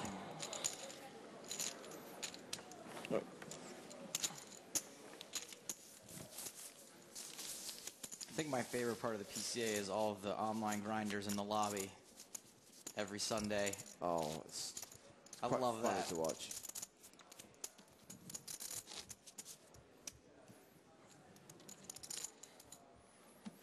Internet at the PCA, not always great. The lobby, you get a little bit better service most of the time. Or if you're too cheap to pay for it in your room, it's free in the lobby. $15 a day in the room. Raise Although the 250. good thing is, if you like buy it for the week, it follows you around the resort, so you can have Wi-Fi by the pool.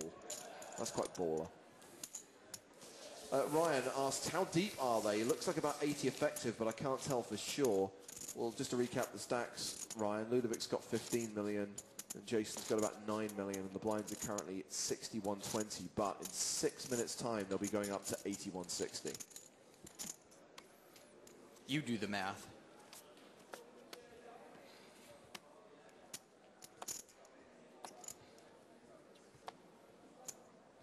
Raise 250. Okay, raising his button. Lavallee makes the call. King 8. Flop is king high. Okay, with 10 deuce suited. Flop the gut shot. Just very quickly, Joel observed on Twitter that it's a win-win situation for France, because it's France versus French-Canadian. I'll take that, sure. A little bit of a French-speaking free roll. Bon chance. Thought we were going to get a cameo appearance there from everyone's favourite Hello, French it's nightclub Francois. owner. Bonsoir. Come have your after party at Francois Bonsoir's. Free quesadillas for everyone. Tout le monde. We're not that far from Francois Bonsoir, just It's down right the road down in the road, Monaco, yeah. in that old chateau. Easy parking. It's a great spot for an after party. 600,000. What day of the month does the No Doubt cover band? Every Thursday. It's Thursday? Yeah. No doubt cover band tonight only.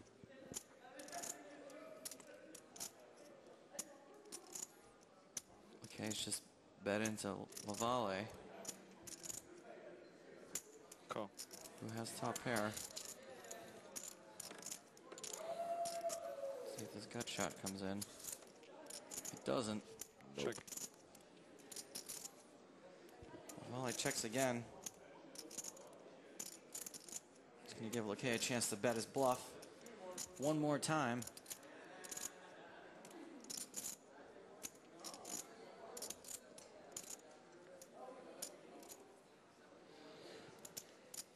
And it looks like Lequet is going to oblige him. This is getting cold. 1.4. Pretty big bet, but I don't see how you can fold top pair. No.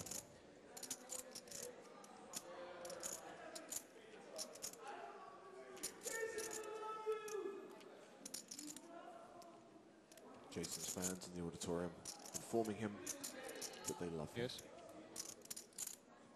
1,400,000. I love him, but I'm not in love with him. Is that okay? That's fair enough.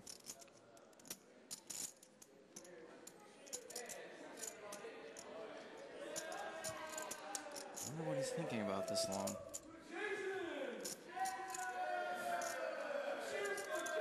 Your boy's trying to make a decision. Shut up! Do you think they've been drinking? All signs point to we. A lot. Oh my lord, is he going to lay this down? Wow. Hi-ya! I thought that was a call for sure. So Total misread by me. McKay extends his chip lead. 16.1 plays 7.7. I wonder what you think you're losing to there.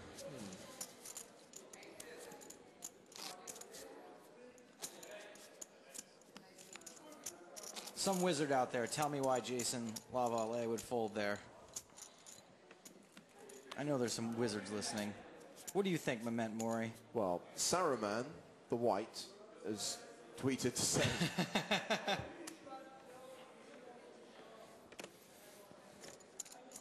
Gandalf the Grey says, "You shall not pass a pair of kings on the river."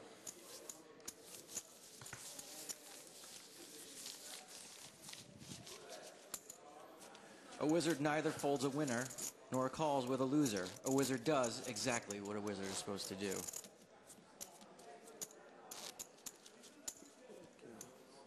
Andrew tweets to say, "Hopefully this lasts a couple more hours. Need something to keep me going at work." I'm not here to be your work monkey boy, Andrew. Andrew the time stealer. And broadband stealer. Probably walking out with a bunch of paper clips as we speak.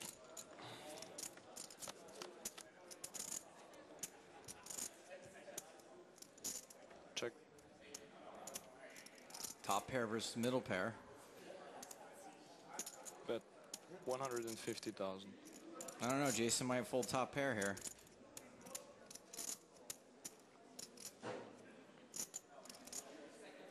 Call. No, he calls.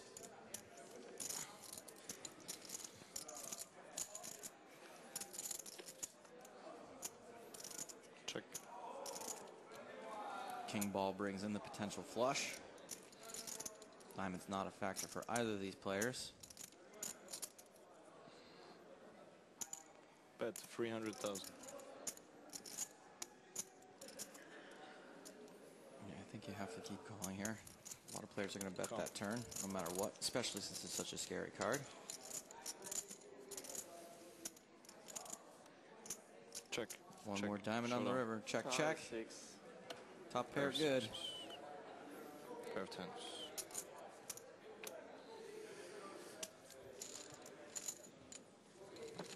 Jason Lavallee winning almost 600,000 on that hand. You know that already. Sicko. So that takes his stack up to 8.2 million. You're not a believer. Ludovic Lakai still leads with 15.6 You told me million. that yourself. Who believes what I say? I say bullshit like 90% of the time anyways. That's bull mailed. Sorry? All good. Raise 250.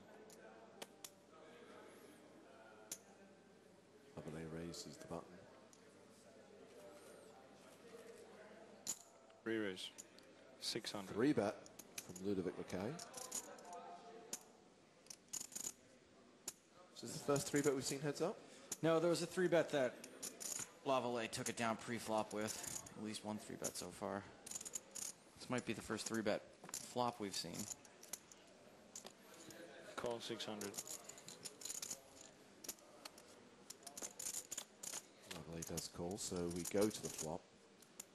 Deuce 5-6. Okay, with a gut shot. Lavallee's got a blocker.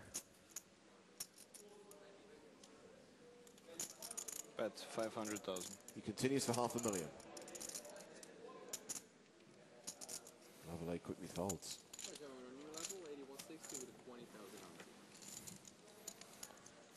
These 3-bet pots get big pretty quickly. Okay, back to a 2-1 chip lead over his opponent. He will be the champion of EPT9 SanRemo. I actually really like the dynamic they have right now mentally. They're having fun. They're chatting with each other. I think that that's an important part of the game. Makes it more interesting for me. David tweets, I'm pretty sure that they're still playing three-handed and that Jason Tompkins is just too skinny to see in profile. Hashtag one last skinny joke for the road. Valuable information. Well, they are occasionally going for thin value.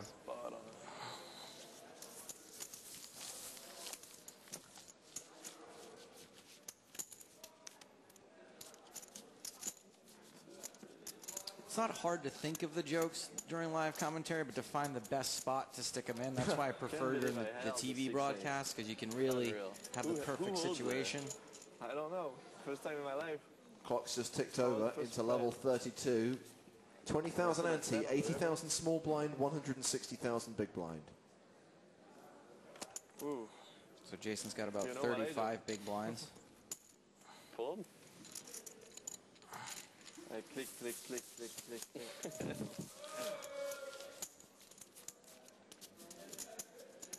Ludovic's got about 80.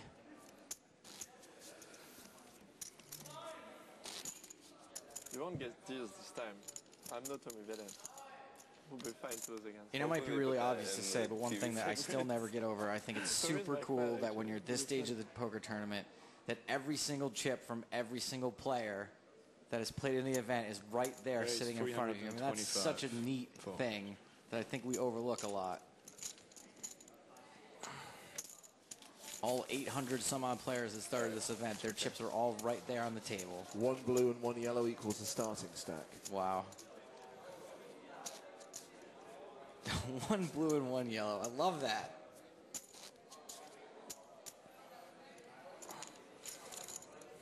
If you don't know, or if you've forgotten already, blues are 5, yellows are 25, green and black are 100.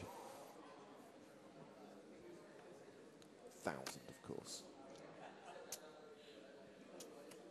James, is there a good argument for having antes during heads-up play? Doesn't it the same money trade hands back and forth? I'm a little bit confused, to be honest with you, because it always used to be the policy on the EPT that we got rid of the ante when they went heads-up. And, in fact, going back to the fact we were commentating on the grand final in the last few days, Joe, they removed the ante. When Mohsin Chirani and Lucille Caillou went heads up, there was no ante in play. 350. But then bizarrely, it reappeared in Barcelona, and now it's back in SanRemo. So it's a little bit inconsistent. And maybe they've made a ruling on it that, no, there should be an ante. Personally, I think it made life so much easier when it wasn't there. Yeah, it just seems to kind of slow things down a little bit. Yeah, it does. And that's why they got rid of it. Good luck for that. It doesn't make them play any quicker. I mean, this dealer's so tired from counting antes that he's had to take a break now. You have to bring another dealer in. Yeah. You get 5 minutes less of a dealer because of the antes. And it takes years off their life. 7? That is something that they are at peace with, though. You know, when they know when they signed up. That's right. It's a short lifespan, the life of a dealer. Exactly. You take the rewards now. But it's very short-lived. The glamorous lifestyle of being a dealer. I mean, you know, a lot of people will trade in until someone decides to click. Living into their 90s. To be able to wear a Madonna headset and call the action.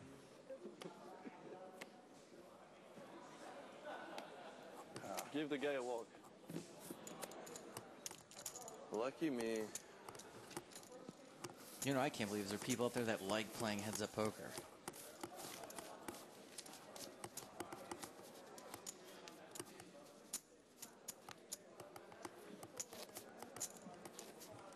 Too much thinking for me. Well, just because it's heads up doesn't mean you can't just blindly shove it in every hand, Joe. Yeah, but I guess there's this whole thing about poker where you're like trying to win or something. It's a bizarre concept. It's foreign to me.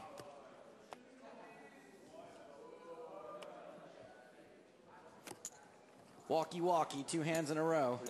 Returning the favor? Yeah, nice and friendly. Good thing those antes were in there. Wow, that table wobbles.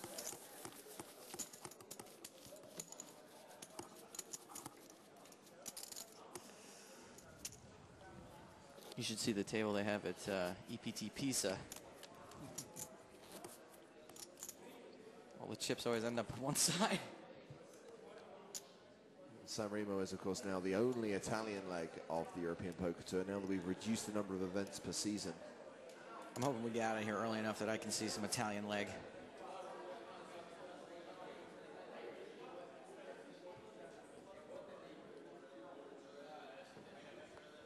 Fragile, it's Italian.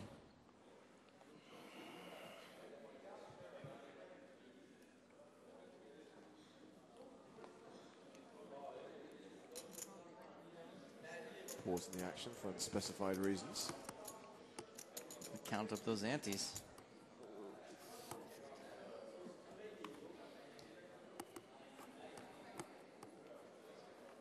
I would very much like to play on a televised table just once. I like to tell myself I would make it real fun out there, but I'd probably clam up. 25,000. As long as you show your whole cards clearly to the camera. I have these visions of getting it all in, heads up, and then asking around the table, like let's say, you know, I have ace king. Asking, did anyone else fold an ace or a king? Heads up. That would be my joke. That would be my little No, joke. no, I get that it was a joke. but thanks for explaining. Check. Lavallee ahead with ace high. Ace high looking real good. Check. Check. Oh boy. Bink. Okay, Check. Bink's the 4. Check. Just checks Check behind down. though. That's probably good, right? Down. Where's the Oh, it's thin good. value? Which should probably get paid by ace high. Although I thought that Lavallee would pay him off with top pair on the other hand, he didn't. My pocket's buzzing. I'm assuming the ace deuce just went on the stream. I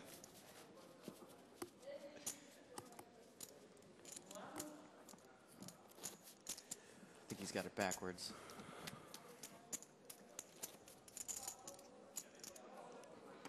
Okay, extending his chip lead. As they play head on. They play on heads up.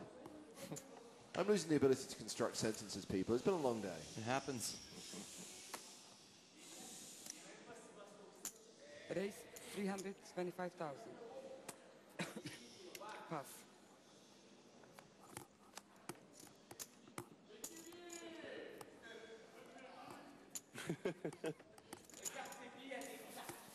James, can I let you know a little secret? N'importe quoi. Last night, I snuck in here, and I put a part of my body on that trophy. You don't want to know what I part. don't know, okay. So when the eventual winner... I really hope the winner doesn't kiss the trophy. That's exactly all what I I was have going to say. Yeah. That's what I want to say. So if they do kiss the trophy, if they have a kind of disgusted look in their eye... You'll know why. Okay. Cool. And technically, in some countries, we will have been married.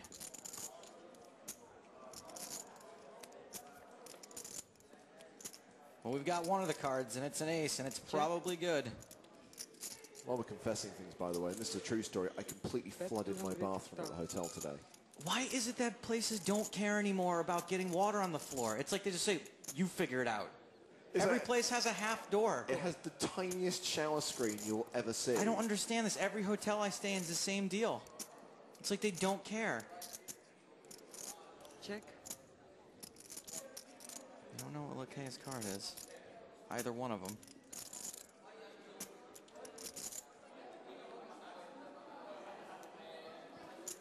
Bet 525,000. That's a half pot bet on the turn. See the one here? Okay. Go. Leaves calls. Can you show the card, please? Thank you, Marcato. Let's get those cards. Check. King. Oh, boy. This is huge. And I thought there was a shot like had a 10 under there. Yeah. He's got better.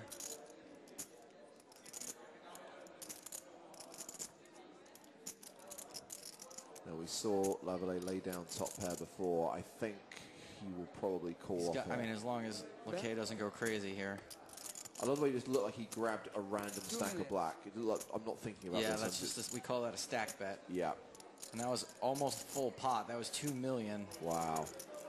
That is polarizing, as they say.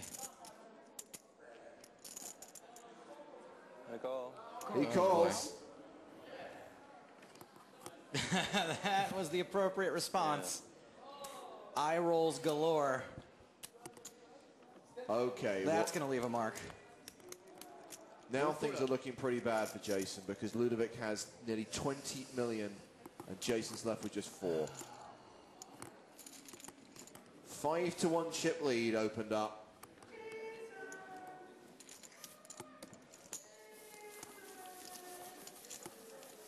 Or even 4-1. Who's counting? The point is one guy has a lot of chips, the other one doesn't. I'm with you there, buddy.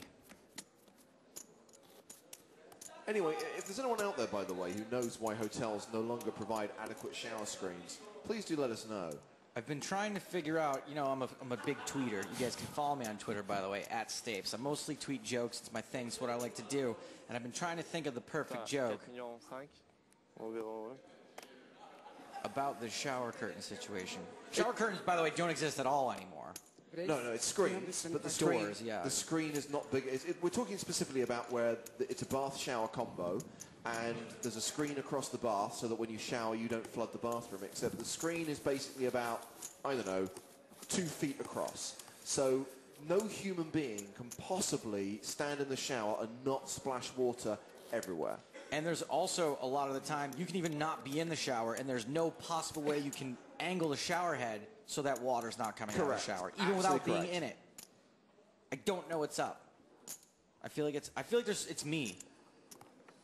So I'm glad that you confessed this, James. Bizarrely, it seems to be Italian hotels where I have this problem, because I had this problem in Campione as well earlier this year. My place in London, same deal. Really? Yeah. Same half a glass door. It doesn't even protect the side of the tub where where the water is spraying.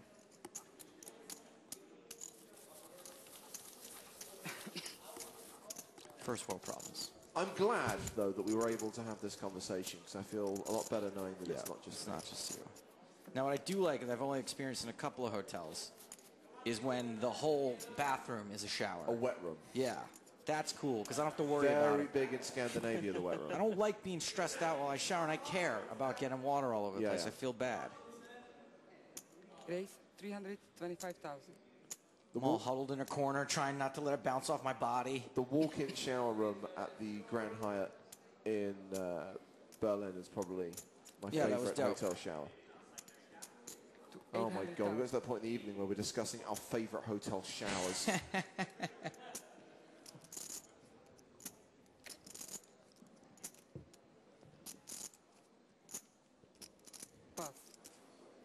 Wow, I folded 10-9 suited to the 3-bet.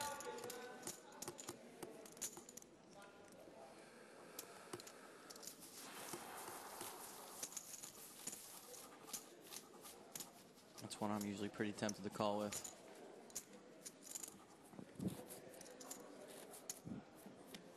The other thing that tilts me? About poker or showers? Still on showers. Water-saving showers. Exhibit A, the shower in the beach tower at the Atlantis Resort. The low flow shower head is like such a tease.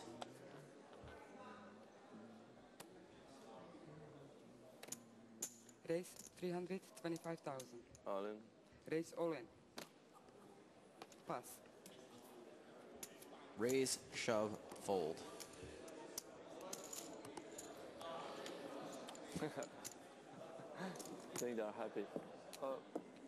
Runaway button.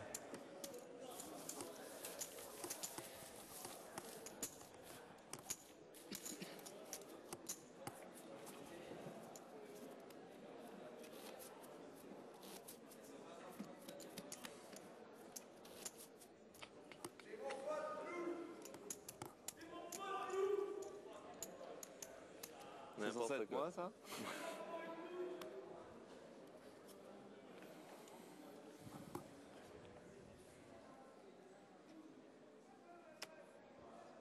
Lavallee's button. Raise 325,000. And he raises to 325,000. Call. Ludovic Mackay will call. We know Ludovic has King 10 suited. Pretty juicy hand. Check. Lavallee with at least 1-7. Bet 305,000. Well, given this board, it's possible. Seven's got some kind of draw. Yeah, there we go. 5-7. He's got a pair. Mackay floats with king high. Backdoor diamonds. 7-5 looking a little better. We get a gut shot now to go with second pair. Okay, just with king high. Now he's going to fire out at this. No real draw. 625,000. He's got a solid top pair draw.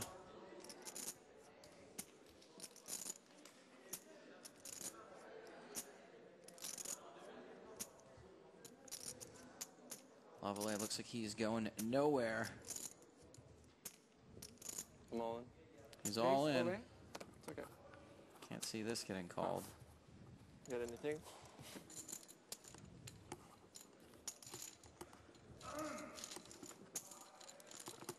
So Lavallee's going to get a little bit back there.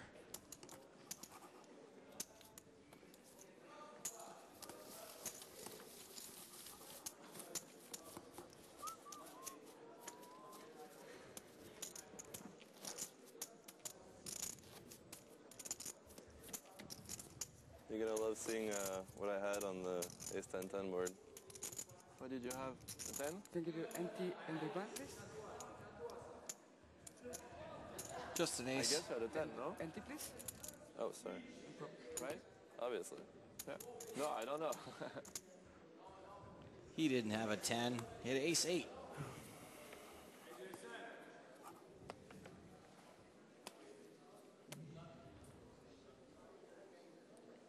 Cool.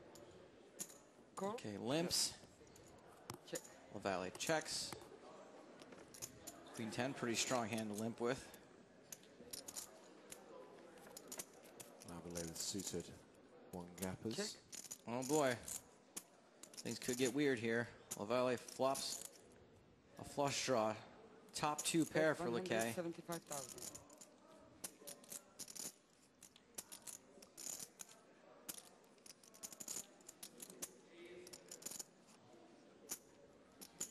Raise 400,000. I was about to say it's a weird spot to just call. Your 8 high is not good very often. If you brick, you're in no man's land. This raise isn't likely to get through though. Not even a little.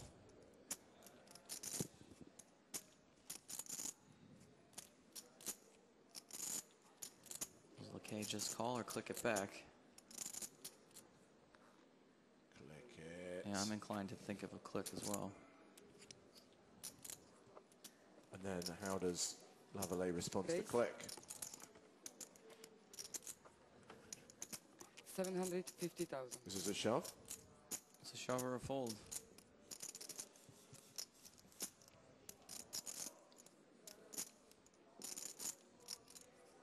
$350 more? 350 more. Yeah.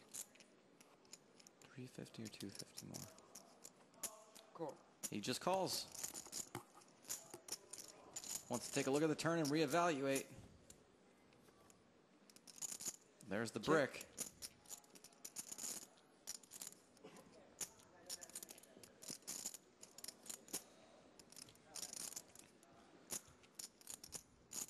Well, Laquet's never getting away from this. But with just the 8 high draw, maybe Lavallee does.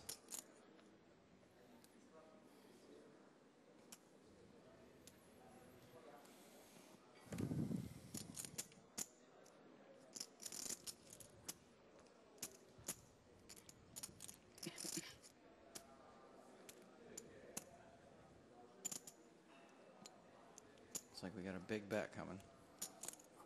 Bet 1,400,000. Almost a full pot-size bet. 1.4 million. Well, flop wasn't fold or shove. This certainly is. Yeah. I'm not crazy about shoving here with one card to come. Sometimes you're going to be up against a bigger flush draw. Small in. He shoves. And the K calls. This could be it. If we don't see a club on the river, we have a result here in SanRemo. A 9 would give him the straight, so 11 outs for the Canadian. But Ludovic Lacaille is one card away from claiming the title here in SanRemo.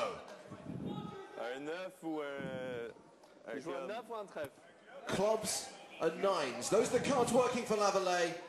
It's another 10, a full house for Lacaille, and he wins EPT SanRemo. Ludovic Lacaille, the latest winner of a European Poker Tour event. Remember when they got heads up? They did do a little bit of business. He locked up 644,000.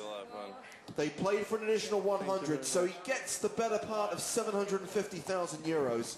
Plus he will lift that trophy, and he'll join the rank of champions. Well, like I said, James, both of these guys were due, and at the very least, the guy who was due won. Kevin McPhee has tweeted, the first year I played on the EPT circuit, I thought Ludovic Lacaille was the best player I played against. Very happy to see him join the club. Can they take this So that's how it's finished here in SanRemo. Ludovic Lacaille has won it. Jason, Lavallee is the runner-up. Very impressive performance from both players, and Ludovic is a guy I'm surprised he hasn't won until this point. So congratulations to both competitors here. Well, we're going to stay with this for the winner's presentation. That follows in just a couple of minutes' time.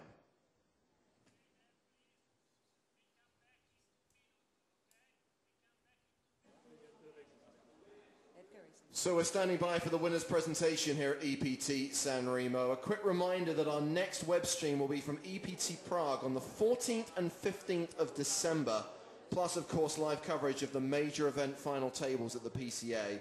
All the details available on PokerStars.tv. But right now, the moment belongs to Ludovic Lacaille. He is an EPT champion. He's won himself nearly 750,000 euros. He's about to receive the Champions Trophy. Welcome to the winners ceremony of the European Poker Tour Season 9 SanRemo main event. To present the trophy, I would like to welcome the European Poker Tour President, Mr. Edgar Stuchli, Claudio Pagano from Pagano Events, and Lamberto Graglia from Casino SanRemo. An amazing 797 players entered this year's event, and after an exciting final table, we now have our champion. He is 27 years old, he is from France, he lives in London, and he will walk away with 744,910 euro. Please put your hands together for Ludovic Lacaille.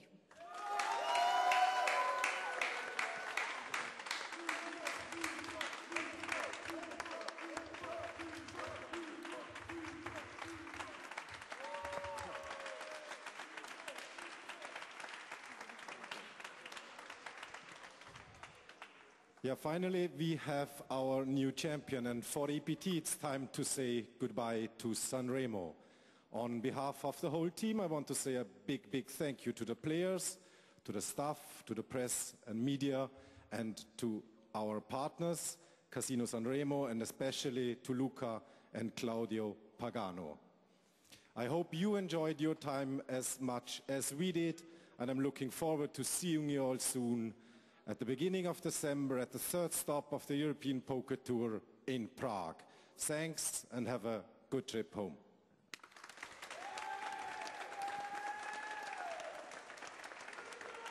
So this tournament draws to a close, and as Edgar said there, the next leg of the EPT is in Prague in December.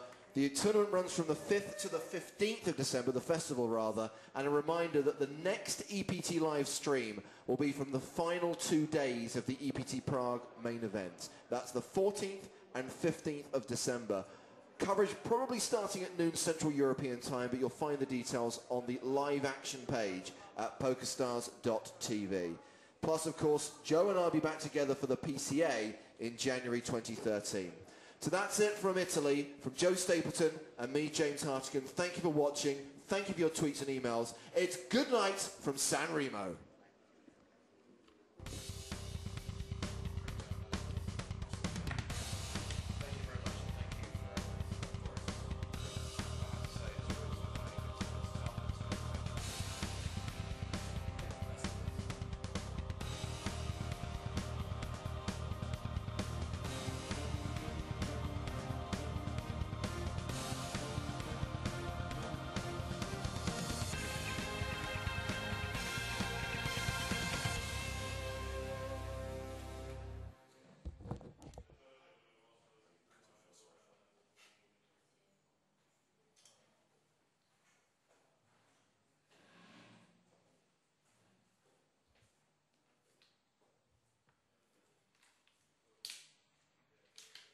People playing lots of poker.